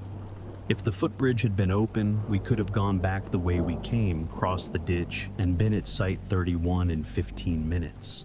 But the bridge was closed, and the way around it meant stepping down into slick red clay and climbing the opposite bank. Nate had already slipped once there, with 2 good ankles. Doing it again in rain seemed stupid. He tried to laugh it off. Guess we're taking your magic map. I'm not taking that side path unless it actually goes somewhere. I unfolded the map under my jacket to keep the rain off it. The highlighted route began behind the amphitheater, exactly where we had seen the narrow opening between the cedar trees. From there, it followed the gray line marked B7, past something labeled culvert, then cut behind the lower road and ended at the ranger station. It looked short. Too short. I checked the public map on the amphitheater board again. No B7, no culvert, no service road. Just the official trail looping back toward the closed footbridge. Nate shifted on the step and winced. That made the decision for me. We were not exploring because we were curious. We were not following the map because it scared us. We were using the only route that looked like it might get him to help before the rain made the trail worse. I put his arm over my shoulder, and we moved slowly back up toward the amphitheater. The opening behind the benches was narrower than it had looked from a distance. Cedar branches brushed our jackets. The ground was muddy but packed down in the center like maintenance carts, or boots had passed through often enough to keep weeds from growing. After 30 feet, the brush opened onto a gravel lane. A rusted metal sign leaned against a tree. Maintenance access only. Under it, someone had painted a small white mark on a post. B7. I did not tell Nate at first. I just looked down at the map, then back at the post. The rain started properly, then tapping hard on leaves and turning the gravel darker by the second. Nate saw the sign and let out a breath that was almost a laugh. Well, he said, at least it exists. That should have made me feel better. For the next few minutes, the map was useful in the worst possible way. It showed a bend in the service road before we reached it. It showed a drainage culvert clogged with leaves. It showed a washout on the left side where the gravel had collapsed into a shallow ditch. Every small mark on the paper matched something real. Not mostly real, exactly real. At one point, the highlighted route left the gravel road and cut across a narrow strip of grass toward another post marked B7. I almost ignored it and stayed on the road, but the map had a small X farther ahead. When we got close enough to see through the rain, a fallen branch blocked the gravel lane beyond the bend, so we crossed the grass. Nate was breathing hard by then, not from fear, from pain. Every few steps he had to stop and lean on me while keeping his right foot off the ground. I kept looking toward the trees for the ranger station or a light or anything that meant the route had an ending. Finally, I saw the roof, a low brown building beyond a chain-link service gate. The ranger station. We had come out behind it near a row of maintenance sheds and a gravel lot with 2 parked trucks. The public entrance was on the other side of the building. No wonder B7 was not on the visitor map. Campers were not supposed to arrive there. I helped Nate to a covered bench beside the back door and took the map out again, mostly to check where we were. That was when I saw the writing on the back. It had not been visible before, or maybe I had not looked closely enough. It was in pencil, faint enough that the rain-darkened paper nearly hid it. Return through B7, limping. No name, no date, just those 4 words. I turned the map toward Nate. He read it once and looked away. "Don't show that to me right now," he said. A ranger opened the back door less than a minute later. He was carrying a radio and looked surprised to find us sitting there, soaked and muddy. I started explaining the ankle first because that was the part that mattered. Trail, footbridge closed, slip on the steps. Took the service road because of the map. The ranger's face changed when I said B7. Not fear, recognition. He looked at the folded paper in my hand and asked one question before calling anyone for help. "Where did you get that map?" The ranger did not take the map right away. He helped Nate first. That made me trust him more than I wanted to. He opened the back door wider, called someone on the radio, and brought out a folding chair so Nate could sit with his foot elevated. Then he got an ice pack from a first aid cabinet and wrapped it in a brown paper towel before handing it over. Only after that did he look at the map again. "Where did you get it?" he asked. "The kiosk," I said, "outside the campground office." He held out his hand. I hesitated for half a second, then gave it to him. The paper had softened in the rain and the folds were starting to split at the corners. He opened it carefully, like he already knew where to look. His eyes went to the yellow route first, then to Site 31, then to the gray line marked B7. He did not ask how we found the service road. He did not ask why we followed it. He only said, "This is not a public access route." I figured that out. It hasn't been on visitor maps for years. Nate looked up from the ice pack. Then why was it in the box? The ranger did not answer him right away. He turned the map over. I watched his face when he saw the pencil on the back. Return through B7, limping. He read it once, then folded the paper partly closed. "That wasn't there when I first opened it," I said. The ranger looked at me then, not like he thought I was lying, more like he was deciding how much of the conversation he wanted to have. "When did you pick this up?" he asked. "Maybe an hour ago, hour and a half." "From the public map box?" "Yes." He stepped inside the office and came back with a clear plastic evidence sleeve. He did not call it that, but that was what it looked like. A plain sleeve with a white label and a seal at the top. He slid the map inside without touching it more than he had to. I asked if maps got marked up by maintenance crews. "They do," he said, "but they don't go in the visitor kiosk." "Could someone have put it there?" "Sure." That was the answer he wanted me to accept.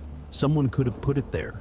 Someone could have folded it, circled our campsite, highlighted the service route, marked the closed footbridge, written about Nate limping dried mud into the creases, and slipped it into the top of a stack of clean maps before we arrived. Possible, not helpful. Another ranger arrived in a small utility cart and drove Nate around to the public side of the station. His ankle was swelling, but he could move his toes, and the ranger said it looked like a bad sprain, not a break. They offered to give us a ride back to Site 31 and recommended we leave before the lower road flooded. The first ranger kept the map. I asked if I could take a picture of it. He said I'd rather you didn't. That bothered me more than if he had said no with a reason. On the way back to the site, we passed the kiosk again. The map box was still full. I got out and pulled 3 maps from the holder. All flat, all clean. No red circles. No yellow lines. No B7. The ranger watched me check them and said nothing. We packed in the rain. Nate sat in the passenger seat with his foot on a rolled towel while I shoved the wet tent into the back without folding it. By then, the lower road had started to hold water in the low spots. The warning sign at the kiosk looked less like general advice and more like something we had barely beaten. We left before dark. For the next few days, I kept thinking about that map, not constantly, just in small hits, at a stoplight, while folding laundry, while seeing red clay still dried on my shoes. I could explain most of it if I tried hard enough. Old maintenance map, someone's bad joke. A ranger note mixed into public copies. Campground staff covering their own mistake. The pencil note was the only part I could not make fit. Returned through B7, limping. A week later, Nate texted me a link. Did they update the map? It was the official campground website. The trail map PDF had a new upload date. I opened it on my laptop because my phone screen was too small. At first it looked normal. 3 loops, boat ramp, amphitheater trail, bathhouse, ranger station. No B7, no service road, no yellow route. Then I zoomed in. Behind the amphitheater, where the clean public map should have shown only trees, there was a faint gray line, almost invisible. Too light to notice unless you already knew where it was supposed to be. It curved behind the lower road and ended near the back of the ranger station. Site 31 was circled, not in red pen, not clearly. Just a pale ring like something had been scanned from paper and cleaned badly before being uploaded. At the bottom of the PDF, in tiny text beside the revision date, was a line I had to zoom in twice to read. Lower Road, Access Revision, Site 31. Nate did not answer when I sent him the screenshot. He only sent back, deleted. I did not. I still have the PDF saved on an old drive. The route is almost invisible unless you know where to look. But Site 31 is circled on every version now.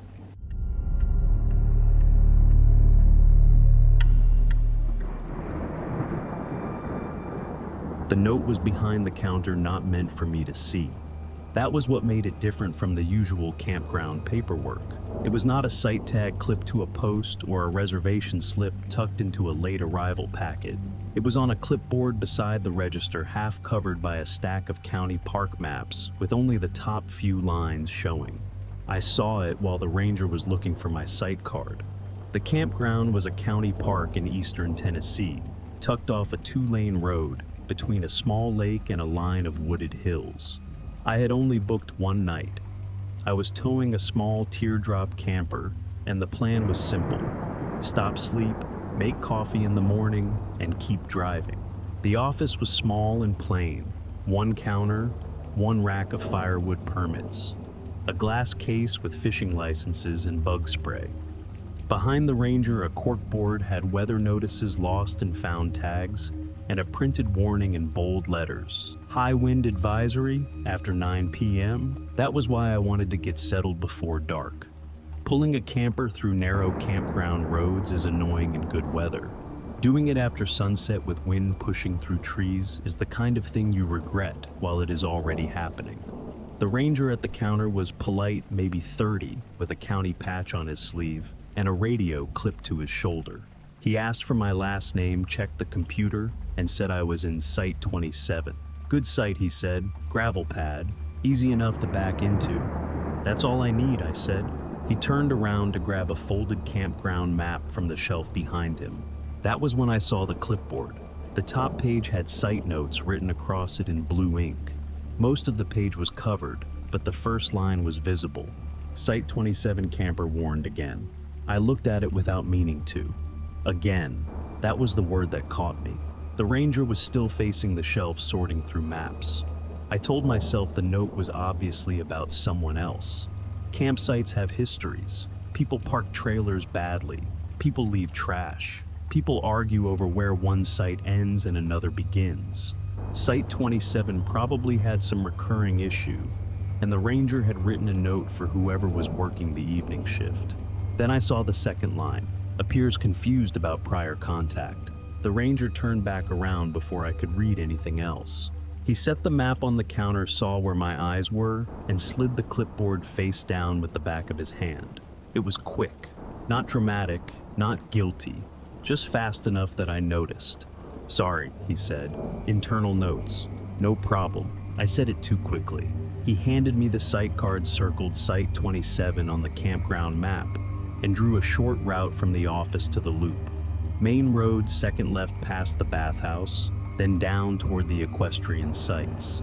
He pointed to a narrow section near the bottom of the map. Take that turn wide. The trees are close on the passenger side. I nodded. He also mentioned the boundary stakes. Every site had 2 wooden stakes marking the usable pad, and campers were supposed to keep wheels, jacks, and fire rings inside them. It sounded like a normal county park rule, the kind printed because enough people had made it necessary. "Just don't move those stakes," he said. "We've had issues." I looked at the face-down clipboard, then back at him. "With Site 27, I asked. He paused for half a second. "With a few sites," he said. "That was reasonable enough to let pass." I signed the receipt, took the map, and stepped back outside into wind that had already started to move the tops of the trees. Across the gravel lot, a horse trailer rattled in the equestrian loop. Somewhere behind the office, a loose sign knocked against a post. Before I got in the truck, I looked down at the site card. Site 27, one night, one camper. Nothing on it said "warned again." Nothing on it said "prior contact." That should have made me feel better. It did not. Site 27 was farther down than I expected. The map made it look close to the office, but county campground maps always do that. They flatten hills, shorten curves, and make narrow roads look like clean little lines. In reality, the loop dropped behind the bathhouse past a row of RV sites, then bent toward the equestrian section, where the road narrowed between trees. I drove slowly because of the camper. The wind had started to come in uneven pushes hard enough to move the truck when the road opened near the lake. A few campers were already taking down awnings. Someone at Site 19 was stacking folding chairs under a picnic table. Near the horse trailers, a woman in a rain jacket was tying a bucket to the side of a trailer so it would not blow away. None of that felt strange. It felt like a normal campground getting ready for weather. Site 27 had a gravel pad, a power pedestal, a picnic table, and 2 wooden boundary stakes at the front corners. One was straight. The other leaned slightly toward the road, like it had been bumped by a tire or pulled loose and pushed back into the ground. I stopped with the truck still angled in the road and got out to look before backing in. The site was not bad, but it was tighter than the ranger had made it sound. A pine tree crowded the passenger side. The power pedestal was farther back than usual. If I wanted the camper level and the cord to reach, I had to put the wheels closer to the left stake than I liked. I stood there longer than I needed to, looking at the leaning stake. That was when the ranger's words came back. "Just don't move those stakes. We've had issues." I almost laughed at myself. It was a county park boundary marker, not a crime scene. The stake was just there to keep people from spreading into the grass or parking too close to trees. Every campground has little rules like that. Most of them are written because somebody did something dumb once. I backed the camper in carefully and got it level on the second try. After that, the work took over. Chock the wheels, lower the jack, unhitch, plug in the shore power, check the bubble level twice because the wind kept rocking the camper just enough to make me doubt it. The familiar routine helped.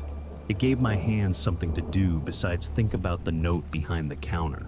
When I was done, I sat on the camper step and opened the site card again. Site 27, one night, check out by noon. On the back, the ranger had written the bathhouse code and the office number. Under that, a small blue smear ran across the paper. At first, I thought it was ink from the pen. Then I saw it was a torn scrap stuck to the corner, thin as receipt paper, like it had peeled off another sheet and clung there by static or moisture. I pulled it loose. It was a piece of carbon copy paper. Only a few words were readable. "Quiet night." I stared at it. Then I heard myself saying it again in the office. That's all I need. I'm just here for one quiet night. The ranger had not written that down while I was standing there. I would have seen him do it. He had been using the computer printing the receipt circling the map. The clipboard had already been on the counter when I walked in. The note had already said Site 27. It had already said "warned again." It had already said "prior contact." I told myself the phrase was common. People say things like that all the time at campgrounds. One quiet night, just passing through, long drive tomorrow. Nothing unusual about those words. If a staff note from some other camper had used the same phrase, that was not impossible. But the scrap had been stuck to my site card. I folded it into the receipt and put both in the glove box. That was when a golf cart slowed near my site. A woman in a county park jacket raised one hand. She had gray hair tucked under a ball cap and a radio clipped to her collar. A laminated tag on the cart said, "Camp Host." "You all set?" she asked. "Pretty much." Her eyes went to the camper, then to the left boundary stake. Not sharply, not suspiciously, just the quick, practical glance of someone who spends all day checking sites. "Keep everything inside the markers if you can," she said. "Wind gets bad, people start shifting rigs around." "I'm inside them." "I know," she said. "Just saying." She started to drive on, then stopped. "Ranger already talked to you about those, right?" I looked at the leaning stake again. "About the stakes." She nodded. The note said he did. The wind pushed through the pines hard enough to make both of us look up. "What note?" I asked. The host's expression changed a little. Not fear. Recognition that she had said one sentence too many. "Office note," she said. "Probably from the last camper. They mix those up sometimes." Then she drove on before I could ask anything else. I stood beside the camper until the golf cart disappeared around the bend toward the equestrian loop. The leaning stake clicked softly in the wind. Wood against gravel, like something trying to work itself loose. The wind got worse after sunset. Not storm wind yet. Just enough to make the camper shift on its stabilizers and send dry leaves skittering across the gravel pad. Every few minutes, a stronger gust came through the trees and pressed against the side of the trailer, like someone leaning their shoulder into it. I made dinner inside. Nothing complicated. Instant noodles on the little propane burner eaten from the pot because I did not feel like washing dishes in a campground sink during a wind advisory. I kept the blinds half open mostly, so I could see the truck and the boundary stakes without stepping outside. The left stake bothered me. It leaned toward the road not much, but enough that the power cord had to bend around it at a bad angle before reaching the pedestal. The cord was rated for outdoor use, and it was probably fine. But every time the wind moved, the camper the line pulled tight and rubbed against the rough wood. I tried ignoring it. Then the camper rocked hard enough that the cord snapped against the stake. That was when I put on my jacket and went outside. The campground was quieter now. Most people had gone into their ERVs or trailers. A few porch lights glowed through the trees.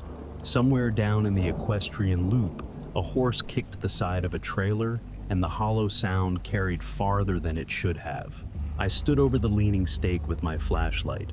It was not cemented in. Just a wooden marker driven into damp ground at the edge of the gravel pad. The top was chewed up from years of being hit by tires or mallets. Someone had painted the tip orange, but most of the paint had worn off. I did not want to move it. That was the stupid part. The whole thing was so small.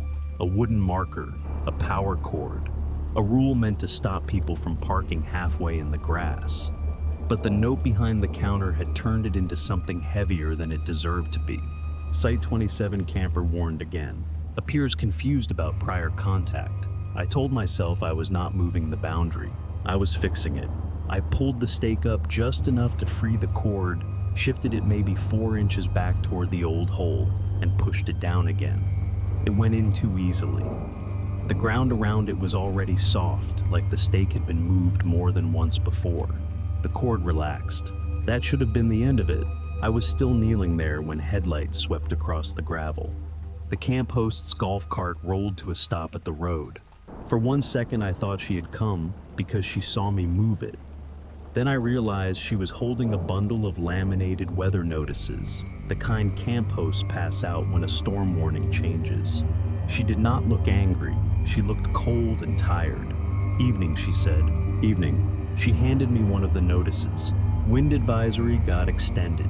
They're recommending no awnings, no loose chairs, and no towing out unless it's necessary. I'm not going anywhere tonight. She glanced at the camper, then at the stake. I felt my face get hot before she said anything. "You moved it back, just a few inches." The power cord was rubbing. She looked at the cord, then at the ground. "That's fine." The relief hit so fast I almost laughed. Then she added, "That's what the last note said too." I looked up. "What?" She seemed to hear herself a second late. "I mean, that's usually why people move them. Power cord leveling, block truck clearance. It's always something small." "Was there a note about me?" "No," she said. "Too quickly." The golf cart radio crackled before I could ask anything else. A man's voice said something about a loose canopy near the horse loop.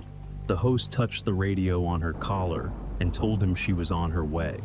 Before she left, she pointed at the weather notice in my hand. "Stay hooked up if you can," she said, "but I wouldn't tow out tonight. Road gets narrow past the bathhouse." Then she drove off. I stood in the beam of my own flashlight listening to the cart fade into the lower loop. The stake looked normal. That made it worse. If it had been carved with my name, or painted red, or stuck in the ground at some impossible angle, I could have reacted like something was happening. But it was just a crooked piece of wood beside a county campground trailer pad. The kind of thing hundreds of campers probably touched without thinking. I looked at the ground around it. There were holes in the dirt. Not one old hole, several. Two were close to where I had moved the stake. Another was farther back toward the grass. Another was near the gravel, almost exactly where it had been when I arrived. Small dark circles softened by weather, half filled with pine needles and grit. A boundary marker gets moved over time. That was normal. But the holes formed a line, a neat one, like the same stake had been shifted back and forth, along the same few inches again and again, always for a reason that felt small enough to excuse. I took a picture. The flash made the ground look pale and flat, but the holes were visible. I took another without flash. Then I went back inside and locked the camper door. For the next hour, I listened to the wind and tried to decide whether the campground had a paperwork problem or I had become part of one. At 9:38, someone knocked once on the camper door. Not hard, not urgent, just one short knock. I froze with my hand on the light switch. Then I heard a voice outside. "County Park, weather notice." It was not the host's voice, it was a man. I opened the blind beside the door, but kept the door locked. A ranger stood outside in a rain jacket holding a clipboard against his chest. Not the same ranger from check-in, older, wider shoulders, hat pulled low against the wind. "I already got one," I said through the window. He looked down at the paper in his hand. "Site 27. "Yes," he nodded. "Just confirming you're staying put tonight." That was reasonable. The wind advisory, the trailer, the narrow road. Campground staff checking on people was not strange. Then he looked at the boundary stake. I did too. The power cord was no longer touching it. The stake was where I had put it. The ranger wrote something on the clipboard. "What are you writing?" I asked. He looked up. "Just closing out a contact." "What contact?" He paused. "Boundary issue," he said. I didn't have a boundary issue. His face stayed polite, professional, empty in the way people get when they decide the conversation is not going farther. "Then there's nothing to worry about," he said. He walked back to his truck before I could answer. I did not open the door. I did not go after him. I sat inside the camper with the lights off until his taillights disappeared around the bend. Only then did I take the site card and carbon scrap from the glove box. The scrap still said, "Quiet night." Under that, where the blue copy paper had folded against itself, there was another partial line I had not noticed before. Most of it was torn away. Only 3 words remained. "I warned again tonight." I did not sleep much after that. The wind kept hitting the camper in uneven bursts, hard enough to make the walls creak, and the blinds tap against the window frame. Every time it eased, I listened for another knock. None came. No footsteps, no voices, no golf cart slowing outside my sight. Just wind moving through the trees and the low metallic rattle of something loose near the power pedestal. By morning, the campground looked harmless again. That was always the worst part of these things. Daylight makes you feel dramatic. The boundary stake was still where I had pushed it. The power cord was still clear. The camper was level. The gravel pad looked ordinary, except for the little line of old holes in the dirt, and even those seemed less meaningful under a gray Tennessee sky. I packed quickly, not because I was panicking, because I wanted to leave before the office got busy enough for someone to tell me to wait. I disconnected the shore power, raised the stabilizers, hitched the camper, and checked the lights twice. The whole time I kept looking at the site card on the passenger seat. Site 27. One night, the blue carbon scrap was folded inside it. I could have thrown it away. I thought about it. I almost did right there beside the dumpster near the bathhouse. But throwing it away felt like helping the campground turn the whole thing into nothing. So I kept it. The office had just opened when I pulled into the gravel lot. A different ranger was working the counter.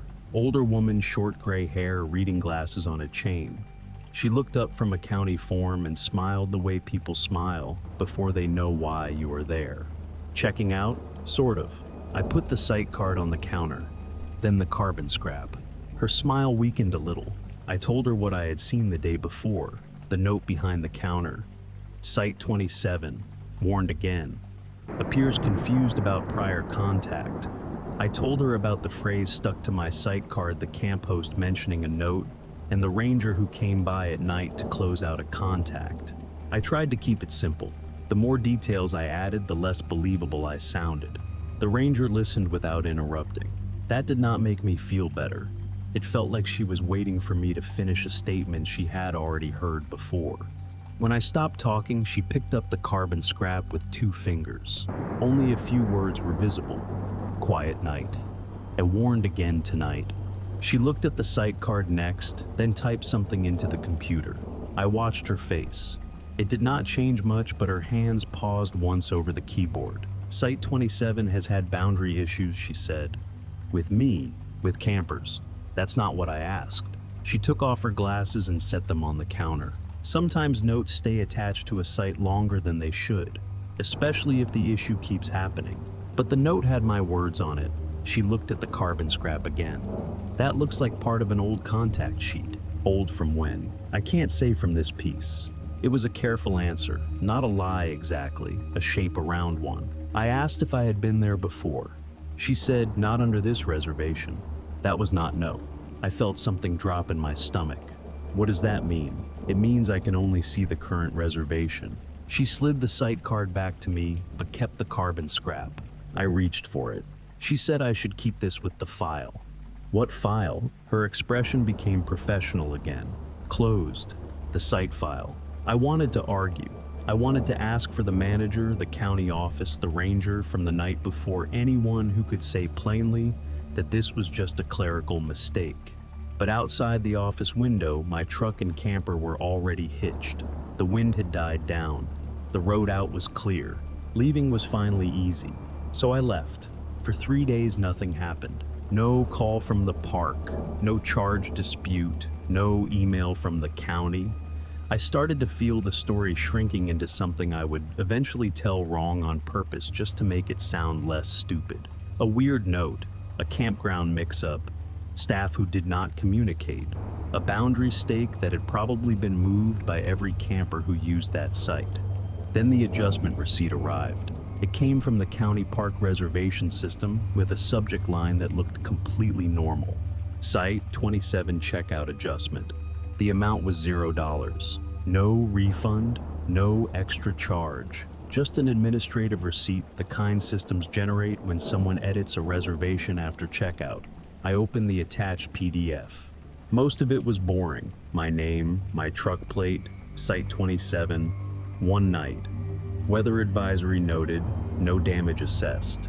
Then I saw the section near the bottom. Contact history. The first line said, Site 27 boundary contact resolved. Under it was a case number, 27-BS-0417-R. Below that in smaller text was one more line. Camper stated no memory of first warning. I read it until the words stopped looking like words. No memory, not denied warning, not disputed warning, no memory. That was the part I could not get past. It was not written like they thought I was lying. It was written like the missing piece belonged to me. I called the county park office. The woman who answered was not the ranger from the counter. I gave her the case number and asked what first warning meant. She put me on hold for almost 6 minutes. When she came back, her voice was flatter. That note should not have been included in your receipt. What warning was it talking about? I'm sorry, sir, that's an internal field. Was I warned before? I don't show another active reservation under your name. Again, not no. I asked if there was an inactive one. She said she could not help me with that and ended the call politely. An hour later, the PDF link in the email stopped working. The email itself stayed, but the attachment would not open. I had already saved a copy. I printed it too because by then I did not trust files that lived on someone else's server. I still have the site card. I still have the county PDF. I do not have the carbon scrap. They kept that. Sometimes I think about going back and asking for the file in person, not because I expect them to explain it, but because I want to see whether Site 27 still has those boundary stakes.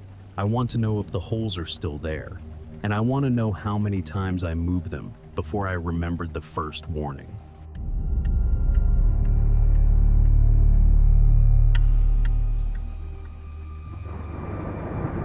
I saw the second post before I understood what was wrong with it. It stood behind Site 6 about 40 feet past the gravel pull-off, half hidden between two fir trees on a small rise of ground. At first I thought it marked a trail. Primitive campgrounds have old posts everywhere. Trail markers survey stakes, horse tie areas closed, spurs things nobody bothers to remove because the forest is already full of wood. Then my headlights caught the metal plate. 6B. I sat there with the truck idling and stared at it through the windshield. The official post for Site 6 was right beside me. It was exactly where it should have been, at the edge of the gravel pad, with a fire ring a few yards beyond it and a flat tent area under the trees. The number was nailed to a weathered wooden post in black metal 6. No letter, no extra marking, no arrow pointing farther back. But behind it higher up, and partly sheltered by branches, was another post, 6B. I had picked that campground because it looked simple. 12 primitive sites in a loop off a forest road in Oregon. No hookups, no office, no camp store, just a self-pay box near the entrance, a vault toilet near Site 4, a creek below the lower sites, and a low water crossing on the road in. The kind of place where you fill out an envelope, tear off the stub, and hope nobody else decided to claim the same spot before you got there. There were no reservations. I had taken a photo of the campground map at the entrance because there was no cell service past the highway. The map was old, faded behind scratched plexiglass, but clear enough. Sites 1 through 12, no letters, no A or B sites, no overflow loop. I put the truck in park and checked the photo anyway. Site 6 was marked on the inside curve of the loop, just above the creek. Site 7 was farther down. Site 5 was back toward the vault toilet. There was nothing behind Site 6 on the map except blank green shading for trees. Still, I tried to make it normal. Maybe 6B was an old tent pad that had never made it onto the public map. Maybe the campground had once split Site 6 into 2 sites during busy season. Maybe the Forest Service stopped using 6B but never took the post down. Primitive campgrounds are like that. They collect old versions of themselves. I got out of the truck. The air smelled like damp cedar and cold creek water. Late afternoon light came through the trees in narrow strips, and everything under them was already turning blue. Somewhere farther down the loop, a truck door slammed. That helped. I was not alone out there. Someone had a camper at Site 9, and I had passed a couple unloading gear at Site 3. Site 6 itself looked fine. The gravel pull-off was level enough. The fire ring had old ash in it. The tent pad was low, but dry. A narrow path led down toward the creek where I could hear water moving over rocks. The second post was harder to dismiss once I walked up to it. It was not new. The wood was gray and cracked, and the metal 6B plate had rust around both screws. The post leaned slightly uphill like frost or roots had pushed it over time. Behind it was a small patch of flat ground just large enough for a one-person tent with a ring of stones that might have been an old fire ring or might have just been rocks someone moved by hand. There was no driveway to it, no gravel spur, no sign saying closed, just a smaller, higher campsite sitting behind the one I had paid for. I stood between the 2 posts and looked back toward the loop road. From the truck, Site 6B had been easy to miss until the headlights hit it. From the small rise, though, I could see everything. Site 6, the road, the creek path, the entrance side of the campground through gaps in the trees. It felt less like an extra campsite, more like the place you would stand if you wanted to see Site 6 without being in it. I did not like that thought, so I pushed it away. There was no one at 6B, no fresh trash, no footprints I could clearly identify, no gear, no reason to turn an old post into a problem. I went back to the truck, filled out the self-pay envelope for Site 6, and drove back to the entrance box before I could change my mind. I wrote the site number carefully. 6, not 6B, just 6. I tore off the yellow stub, folded the envelope around the cache, and dropped it through the metal slot of the Iron Ranger box. The sound it made inside was flat and final. By the time I returned, the light had faded enough that the official Site 6 post was hard to see, but the smaller post behind it still caught what was left of the sky. 6B looked clearer than before. I went back to the entrance board before I set up. That sounds more deliberate than it felt. At the time, I told myself I only wanted to make sure I had paid for the right site. Primitive campgrounds can be casual about details, but they are not casual about site numbers. If a ranger came through later and saw my truck at the wrong post, I did not want to explain that I had picked the extra campsite because it looked drier or stranger or more real than the one on the envelope. The map behind the plexiglass was worse up close. Not because it showed anything new, because it did not. The campground loop was drawn in a thick black line with 12 numbered boxes spaced around it. Site 6 sat exactly where I had parked on the inside curve above the creek. Behind it was a blank green area marked only as forest. No tent symbol, no spur, no small square, no old road fading into the trees. I took another picture of the board closer this time. Then I checked the self-pay station. The envelopes were stacked inside a metal holder below the map. They had the usual boxes: name, vehicle plate, number of nights, site number. There was no place for letters, no note about secondary pads, no warning about retired sites. The instruction sheet beside the envelopes said campers must occupy the site number written on the payment stub. I looked at the yellow stub on my dashboard when I got back to the truck. Site 6. Clear enough. I should have stopped thinking about 6B after that. Instead, I walked back to the smaller post before unloading anything. I did not touch it at first. I just stood in front of it and let the flashlight beam move over the metal plate, the screws, the split wood, and the ground around the base. There was an old metal clip on the side of the post. The kind some campgrounds use to hold a pay stub or a temporary permit. It was rusted open, its spring nearly gone. Something white was caught beneath it, just a small corner of paper pressed flat against the wood. Rain had softened it until it looked almost like part of the post. I thought about pulling it free. Then I did not. That was not restraint so much as embarrassment. I was already standing in the trees inspecting an unused site post that was not on the map. Digging old paper out of a rusty clip would have crossed some private line between noticing a weird thing and becoming the person making it weird, so I left it there. I set up at Site 6, not 6B. Site 6 had enough space for the truck, a small tent, and my camp chair.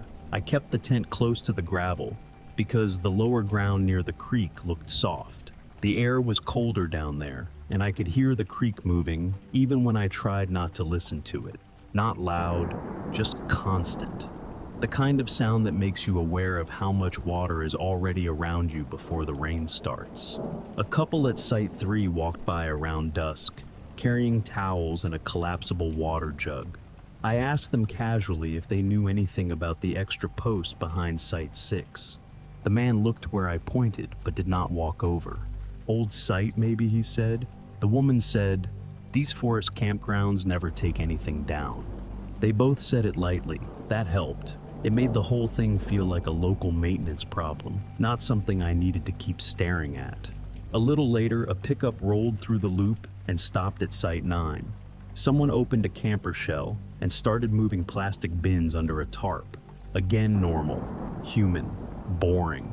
The campground was not empty, and that mattered. Strange things feel smaller when other people are doing normal chores nearby. By the time I finished setting up, the official Site 6 post was hard to see, unless my flashlight hit it directly. The post behind it was different. The metal plate on 6B caught the last pale light through the trees. Not glowing, not moving, just easier to read than it should have been from where I stood near the tent. I ate dinner from a can and tried to ignore it. Before dark, I checked the payment stub one more time and clipped it to the official Site 6 post. The yellow paper looked bright against the gray wood. My handwriting was plain. Site 6, 1 night, paid. When I stepped back, I noticed something that made me feel stupid for not seeing it earlier. The old metal clip on the 6B post had a mark underneath it, a clean rectangle in the weathered wood, same size as a pay stub, like something had been clipped there recently enough to keep that part of the post from fading with the rest. I told myself old clips leave old marks. Then the first rain started tapping through the fir branches. And from the higher patch behind my tent, the little white corner of paper under the 6B clip moved once in the wind. The rain started light, then stayed. That was worse than a storm in some ways. Storms pass.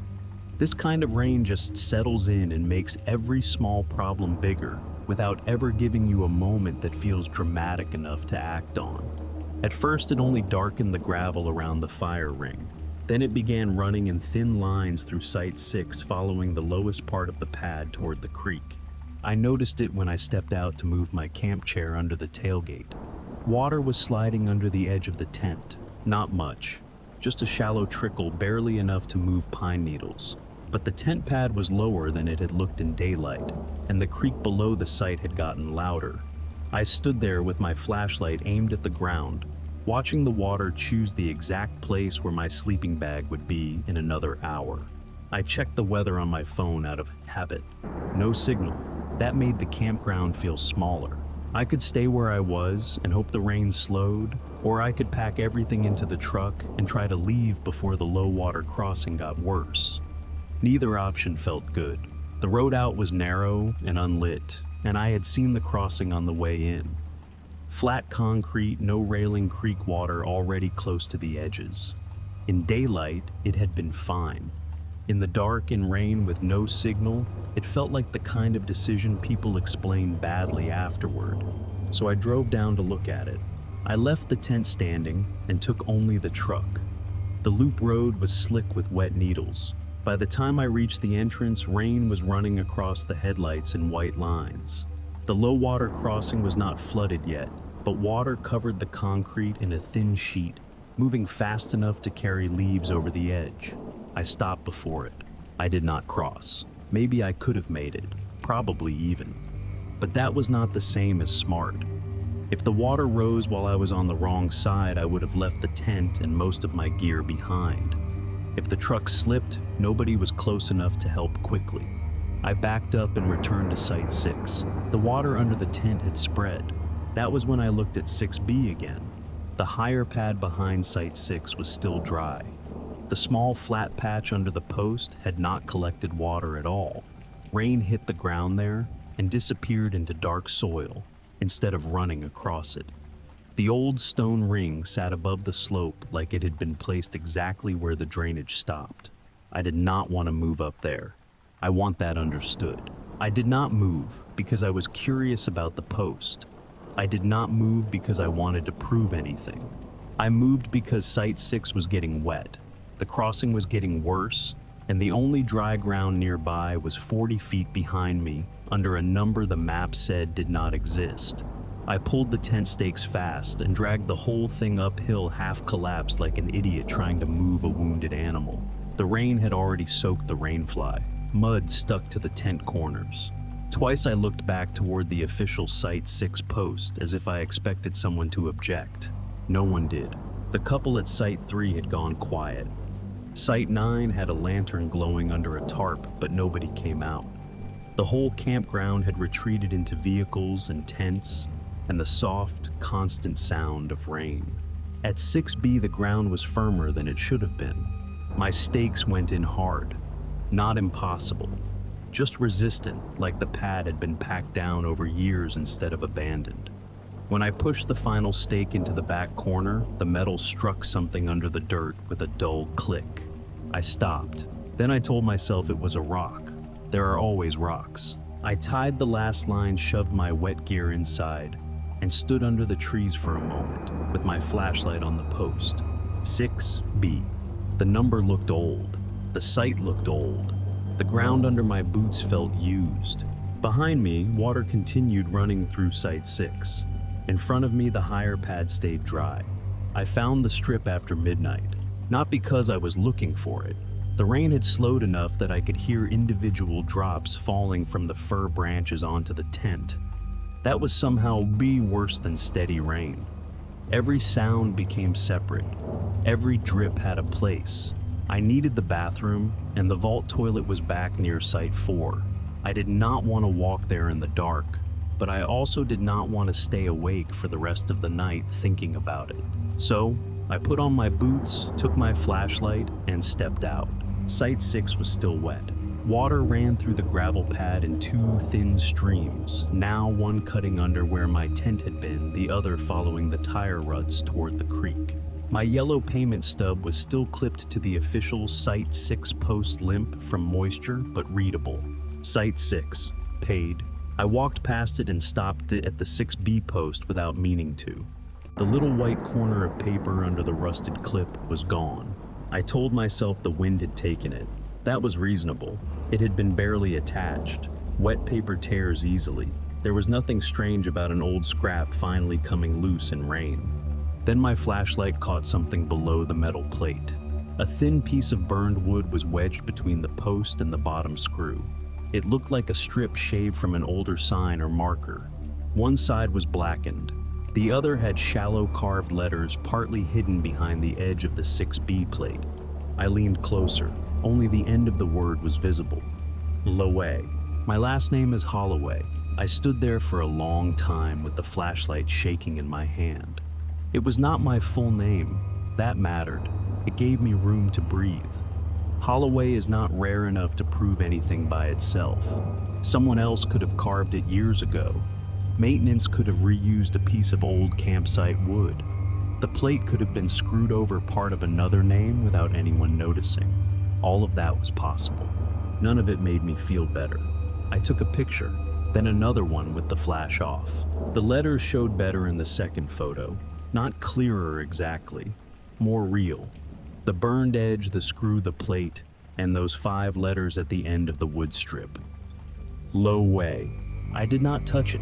I wanted to. I wanted to loosen the screw, slide the strip out, and see whether the rest of my name was under there. But that would have been the exact kind of thing I would not be able to explain later.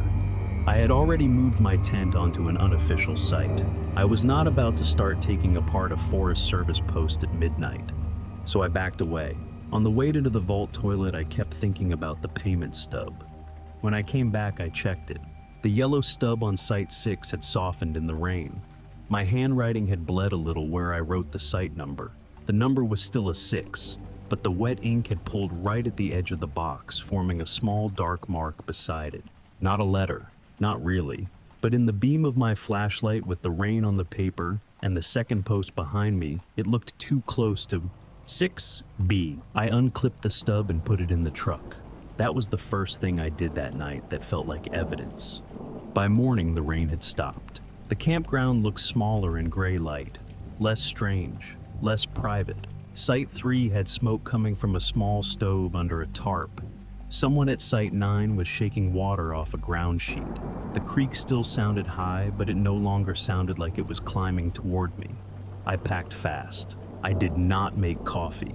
I did not sit on the tailgate and wait for things to feel normal. I pulled the tent down wet, shoved it into the back of the truck, and kept the yellow payment stub in the cup holder where I could see it. Before I left, I took one more picture of the 6B post. The burned strip was still there. The letters were still partly visible. Lowe. Then I drove to the entrance. A Forest Service truck was parked near the self-pay board. A ranger was replacing the envelope stack with a fresh bundle wearing a rain jacket and rubber boots. He looked up when I stopped beside him. Crossing clear, I asked. Low, but passable, he said. You heading out? Yeah. I almost kept driving. Then I asked about Site 6B. The ranger frowned, not scared, just confused. 6B, behind Site 6. There's a second post up the slope. He looked past me toward the loop. There shouldn't be. I showed him the photo on my phone. He studied it for a few seconds. His face did not change in any dramatic way. That almost made it worse. Probably an old marker, he said. This place had a few decommissioned spurs years back. It's not on the map. No, it wouldn't be. Should I have used it? He looked at me then. Did you? I did not answer right away. The ranger glanced toward the low water crossing, then back at the loop. If your site was flooding, I understand why you moved. But officially, there is no 6B. Officially. That word stayed with me. He said he would check the post later and remove it if it was still there.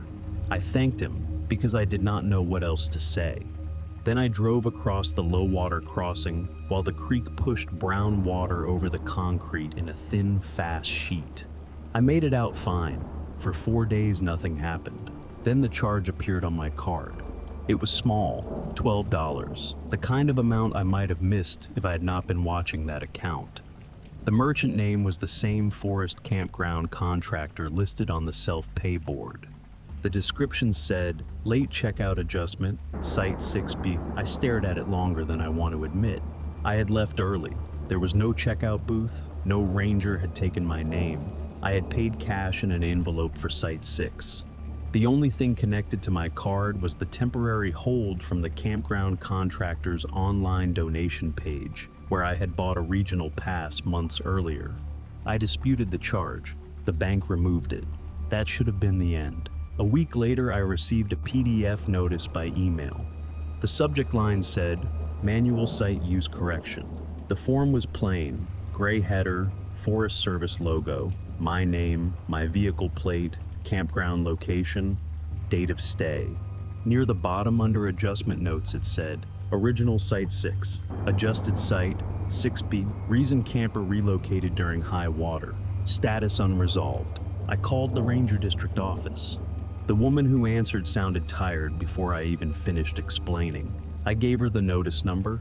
She put me on hold, then came back and told me there was no Site 6B in that campground. I know, I said. That's why I'm calling. She paused. Then she said that record came from the field. I asked what that meant. She said she could not verify it and suggested I ignore the notice unless I received a follow-up charge. I never did. The fee went away. The site did not.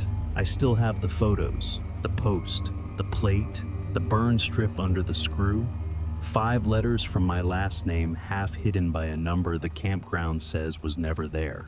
Sometimes I open the entrance map online. It still shows 12 sites, 1 through 12, nothing behind Site 6. But when I zoom in too far where the scan gets blurry and the green forest shading breaks into pixels, I can almost see a blank space behind it, right where 6B was, right where I slept.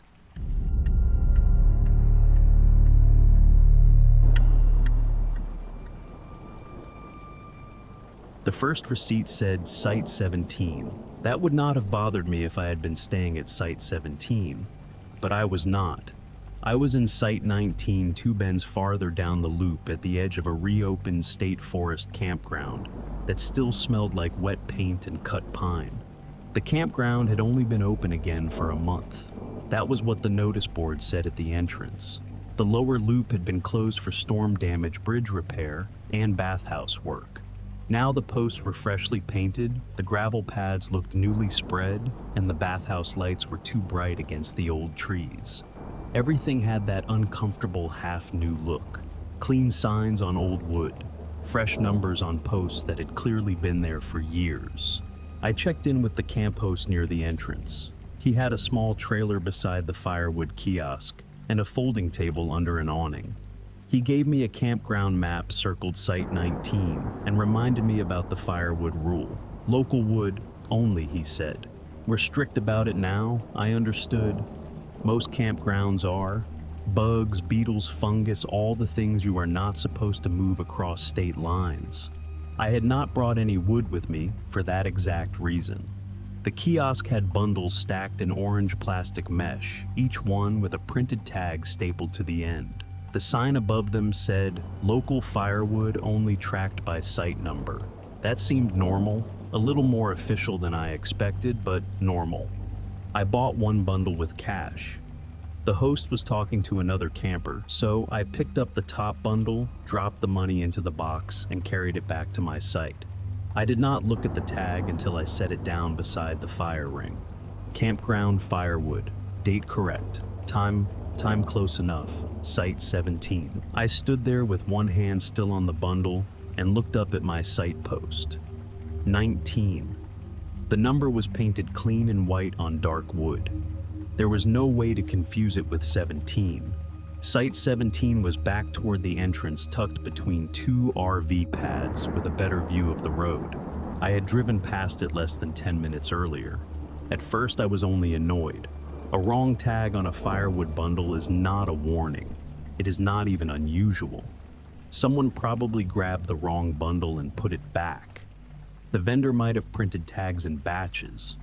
The host might have meant to deliver it to Site 17 and left it in the public stack by mistake. All reasonable.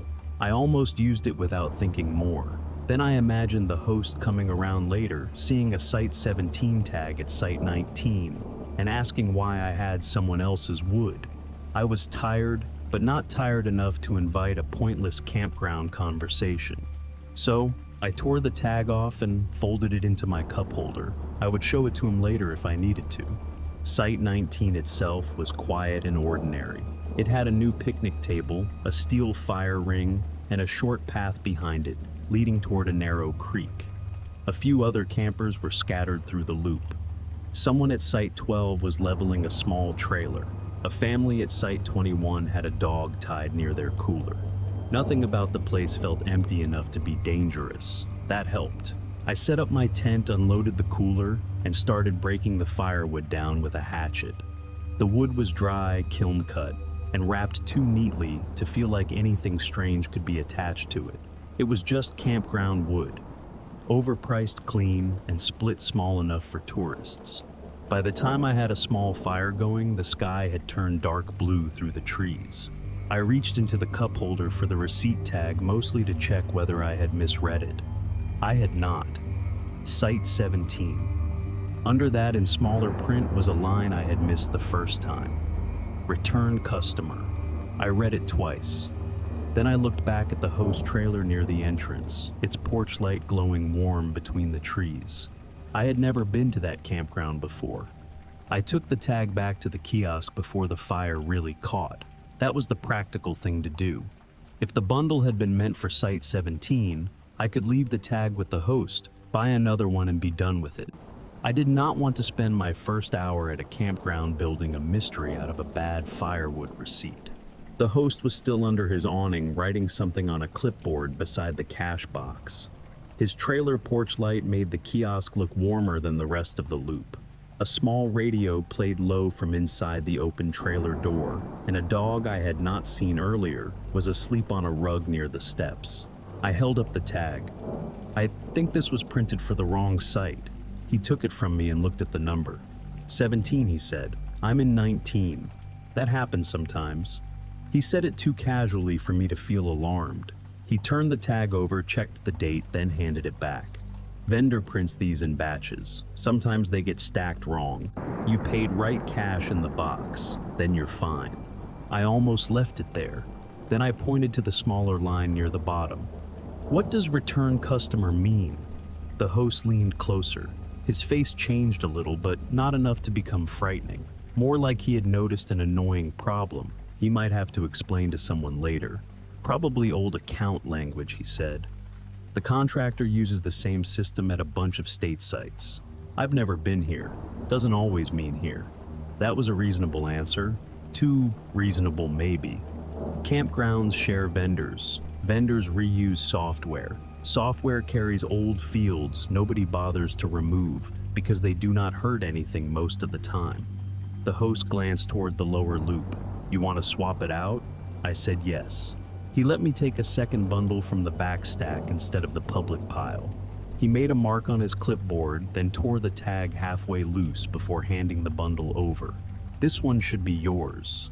I looked at the tag before I left the kiosk. Site 19. That should have fixed it. But under the site number where the first tag had said return customer, this one said prior credit applied. I read it once without saying anything. The host noticed. "Still weird?" he asked. I turned the tag toward him. He stared at it longer this time. "That's probably attached to the site," he said. "Not you. Sometimes people leave firewood credit behind if they prepay and don't pick it up." "Do people prepay for firewood online sometimes, or through the Park Pass system?"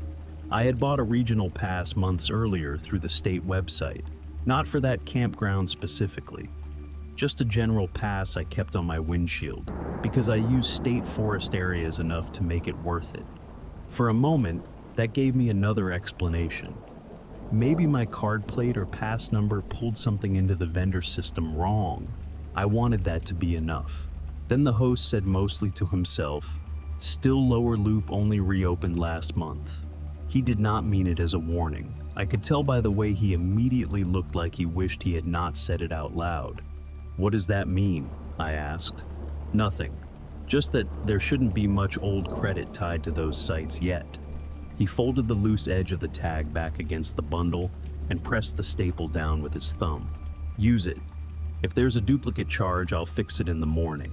I asked if he needed my name. He looked at the tag again. "It'll track through the site." That sentence stayed with me while I carried the bundle back to Site 19. It'll track through the site, not through the person, not through the payment, through the site. By the time I got back, the first fire had burned low. I put the new bundle under the picnic table and sat in the camp chair with both tags in my hand. The first one said Site 17, return customer. The second one said Site 19, prior credit applied. One could be a mistake, two could still be a mistake. That was the problem with campground paperwork. It gave you just enough normal explanations to keep you from reacting.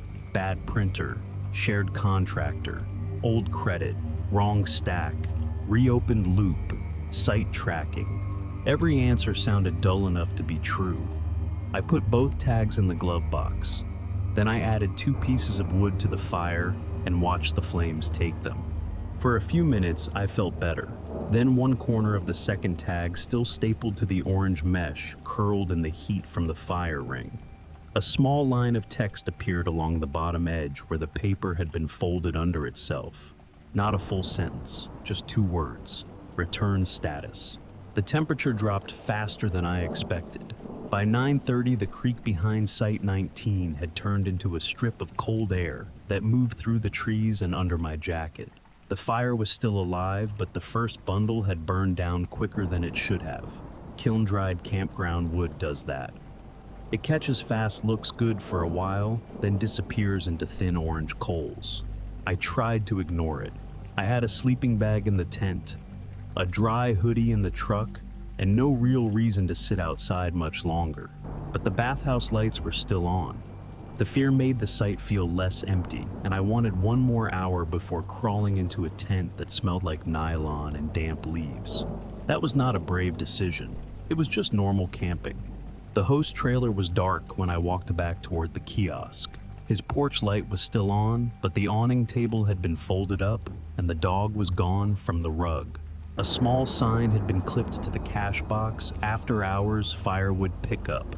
Write site number, drop cash or card, slip below. Again, completely normal. Campgrounds do this all the time because people run out of wood after dark. There was 1 bundle left in the public stack. It sat slightly apart from the others, tucked against the side of the kiosk where the roof kept it dry. The orange mesh was tight and the printed tag had been stapled through more than 1 layer of paper. I checked the site number before touching it. Site 19. That should have been enough. Then I saw the line above it, "After hours pickup." Under that was a printed time, 2:14 a.m. I looked at my phone. No signal, but the clock still worked. 9:42 p.m. For a few seconds I just stood there in the cold with my hand on the bundle. A wrong site number could be a stacked bundle. Return customer could be vendor language. Prior credit could belong to the site. A wrong time was easier to explain than all of that. Printer clocks are wrong constantly. Systems use different time zones. Some contractor probably printed tomorrow's pickups early and left the bundle in the wrong place. I wanted to leave it there. but leaving it meant walking back to a dying fire over a timestamp that might have been nothing.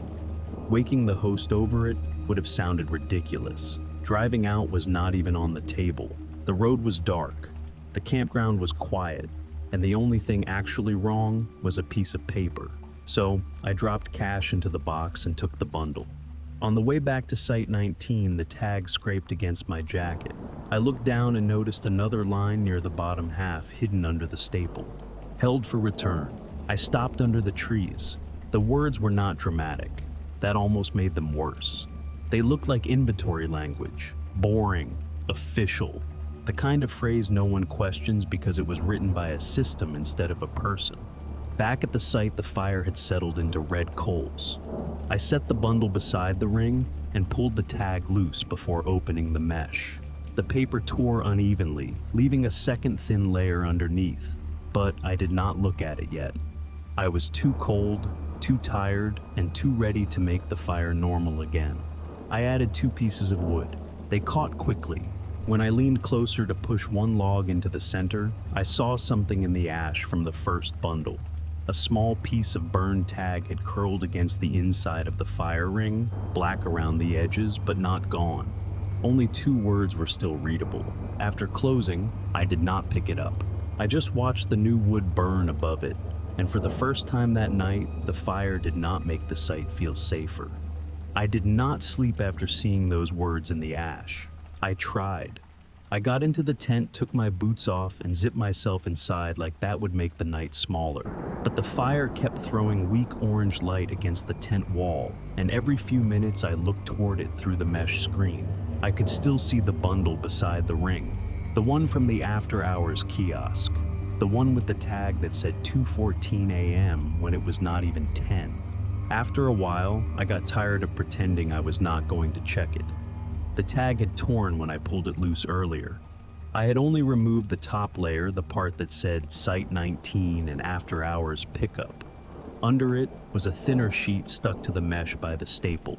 It was damp at the corners, but not soaked. When I flattened it against my knee, the paper separated from the orange plastic in one slow peel. At first, it looked blank. Then my flashlight hit the ink at an angle. It was not from that campground. The header was misaligned, like the receipt had fed through a printer wrong. Half the words were cut off on the left side, but the center line was readable. Pine Loop Bathhouse /site 23/returned after closing. I read it 3 times before the words arranged themselves into anything that made sense. Pine Loop Bathhouse Site 23 returned after closing. There was no Pine Loop at the campground I was in. The map had an upper loop, lower loop, and creek trail. No Pine Loop. The bathhouse was near Site 14, not 23. There was no Site 23 in the reopened loop at all. The campground only went to 21. I checked my phone. Still no signal. That was when I noticed the small text under the line. It was almost hidden where the receipt had folded against itself. DRM, return status open. Those initials meant nothing to me. That made them worse. If my name had been there, I could have reacted cleanly. I could have packed in the dark, or walked to the host trailer, or told myself someone was messing with me. But initials I did not recognize made the whole thing feel larger and duller. Less like a prank, more like a file I had accidentally opened. I took photos of the receipt. Then I took the other tags from the glove box and spread them on the truck hood. The first tag, the wrong one, still said Site 17 and Return Customer. But along the bottom edge in tiny gray print I had missed before was another line, Return Category After Closing. The second tag, the one the host had given me from the back stack, said Site 19 and Prior Credit Applied. Its footer said Prior Credit Unresolved. The After Hours tag said Held for Return. 3 different tags, 3 different mistakes, all using the same words. I stood beside the truck in the cold and tried to keep the explanations boring. Shared contractor, bad database, old paper roll, vendor served multiple campgrounds. A receipt from another park got stuck under mine. DRM was another camper. Return status was inventory language. After closing meant after the host trailer closed for the night. Each explanation worked alone. None of them worked together. I looked back at the fire ring. The new wood was burning now, but I could still see the blackened scrap from the first bundle curled in the ash. The words after closing had darkened, but they had not burned away. I did not add any more wood. I took the rest of the after hours bundle and placed it under the picnic table away from the fire. I left the torn tag on the truck hood for a minute longer, letting the flashlight hold all the lines in place. Pine Loop Bathhouse /Site 23 / returned after closing. DRM return status open. Then my phone buzzed once. Not a full notification, just a weak vibration like it had caught 1 second of service and lost it again. The screen lit up with an email preview before going blank. Firewood, credit updated. I tried to open it. No signal. The message disappeared from the lock screen, but I had already seen the subject line, and under it for less than a second, the first words of the preview. Remaining bundle credited. By morning, the bundle under the picnic table was gone. I noticed it before I noticed the cold. The fire ring was dead, the ash dark and flat, and the space beneath the picnic table where I had left the after-hours bundle was empty except for a few pieces of orange plastic mesh stuck to the wet ground. I stood there longer than I should have. There were normal answers. The host could have collected it early. Another camper could have mistaken it for unused wood. I could have put it somewhere else in the dark and forgotten. But the torn receipt was still in my truck, folded inside the glove box with the others, and the email preview from the night before was still sitting in my mind like something I had not agreed to read. I packed before making coffee. That was unusual for me. Even on bad camping mornings, I usually heat water, sit for 10 minutes, and let the place become ordinary again before I leave it. Not that morning. I took down the tent wet, shoved the ground sheet into a trash bag, and kept checking the picnic table, as if the bundle might reappear if I looked away long enough. The host was outside his trailer when I drove up. He was filling a dog bowl from a blue jug, still wearing the same ball cap from the night before. Nothing about him looked strange. That helped, and made it worse at the same time. I handed him the receipts, not all at once. First the Site 17 tag, then the Site 19 prior credit tag, then the after hours tag with the wrong time. Last, the thin receipt from underneath the one that said, Pine Loop Bathhouse Site 23 returned after closing. He read that one twice. Where did this come from? He asked, under the tag on the last bundle. He looked toward the kiosk, then toward the lower loop. That shouldn't be in our paper, but it is. I can see that. I asked what returned after closing meant. He rubbed his thumb along the edge of the receipt, not over the words just beside them. It's a vendor status. For firewood. For site use, he said. Then he seemed to regret saying it that directly. Sometimes firewood credits and site records talk to each other. Bad system design. What does the status mean? He looked at the receipt again. Usually that a site wasn't cleared before the next stay. I waited for him to explain that. He did not. Instead, he asked if I had used the last bundle. I said no. I told him I had left it under the picnic table because of the receipt. He checked the clipboard inside. The trailer came back and said there was no pickup note for Site 19 that morning. Then where did it go? He did not answer quickly enough. Could have been another camper, he said. People take wood. That was true, people do. He offered to mark the firewood charge as void if anything came through. I told him I had paid cash. He said the system might still generate a correction because my regional pass was tied to the site record. I asked how my pass got tied to it. He said plate scan probably. There was a small camera mounted on the entrance board. I had not noticed it the day before. I left before noon. By the time I reached a gas station with service, the email from the night before had fully loaded. The subject line was exactly what I had seen on the lock screen. Firewood credit updated. The attachment was a PDF called Firewood Use Correction. Most of it looked boring. Campground name, date, my vehicle plate, Site 19. No charge due. Then I reached the adjustment notes. Site 19 after hours pickup confirmed. Remaining bundle credited to next stay. Return status open. I called the support number at the bottom of the PDF from the gas station parking lot. A woman answered after 12 minutes of hold music and asked for the correction number. I gave it to her. She typed for a while. "There's no active next reservation," she said. "I know, I didn't make one. Then it may just sit there as a credit. I don't want it sitting there. I can remove the charge if one appears."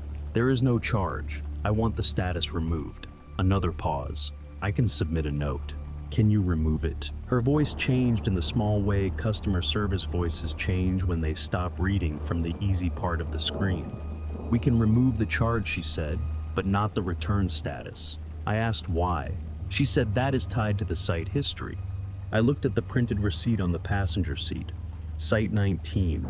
Prior credit, held for return, returned after closing. "Whose history?" I asked. She did not answer. Then she told me to ignore the notice unless I received another one. I tried to forget about it for almost a week. That sounds longer than it was. In reality, I checked my email every morning, then told myself I was only checking because of normal things. Work, bills, weather alerts, anything except a firewood correction from a campground I had already left. Nothing new came in, no second charge, no follow-up notice. The PDF link still worked for 2 days, then started showing an error page. I had already downloaded it, printed it, and saved a screenshot of the adjustment notes. Site 19. Remaining bundle credited to next stay, return status open. By the 4th day, the whole thing began to feel smaller. That is what distance does. It turns fear into paperwork. A bad vendor system, a shared contractor, a confused host, a credit tied to a site instead of a person. I could make all of it sound boring if I chose the right words. The receipts were still in my glove box. I did not throw them away, but I stopped looking at them. I put them in a zip bag with the printed PDF and left it on my desk under a stack of mail. That felt like control. Not much, but enough. The last receipt was not in that bag. I found it the following Saturday while cleaning out the truck. The tent was still damp in places, and I had waited too long to unpack. I pulled out the cooler, the camp chair, the muddy ground sheet, and the plastic bin where I kept stove fuel and spare batteries. Then I lifted the false panel in the cargo area to check the spare tire well, because water sometimes collects there after wet trips. There was a folded piece of paper on top of the spare tire. It was completely dry. Not damp around the edges, not wrinkled from rain. Dry and flat, folded once down the middle, as if someone had placed it there after everything else was already packed. I knew what it was before I opened it. That was the part I hate admitting. The header said firewood credit next stay. Under that was my vehicle plate. Under that, Site 19, held for return after closing, status open.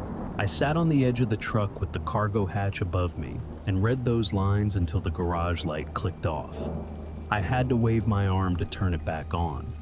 The receipt did not change. There was no date for the next stay, no reservation number, no amount due, just a pickup window field that said, "Not yet assigned." At the bottom, in the same tiny vendor print I had seen on the layered receipt, was one more line. Pine Loop /site 23. /open. I took a photo.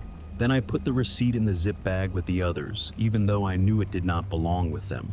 The others had a path: kiosk to truck, host to glove box, email to printer. This one had no path. It had gone from a campground record into the spare tire well of my truck without passing through my hands. I called the support number again on Monday.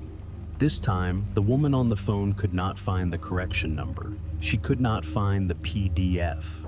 She could find my regional pass, my plate, and the campground visit. She could even see that I had stayed at Site 19. But when I asked about the return status, she said there was no open status attached to my account.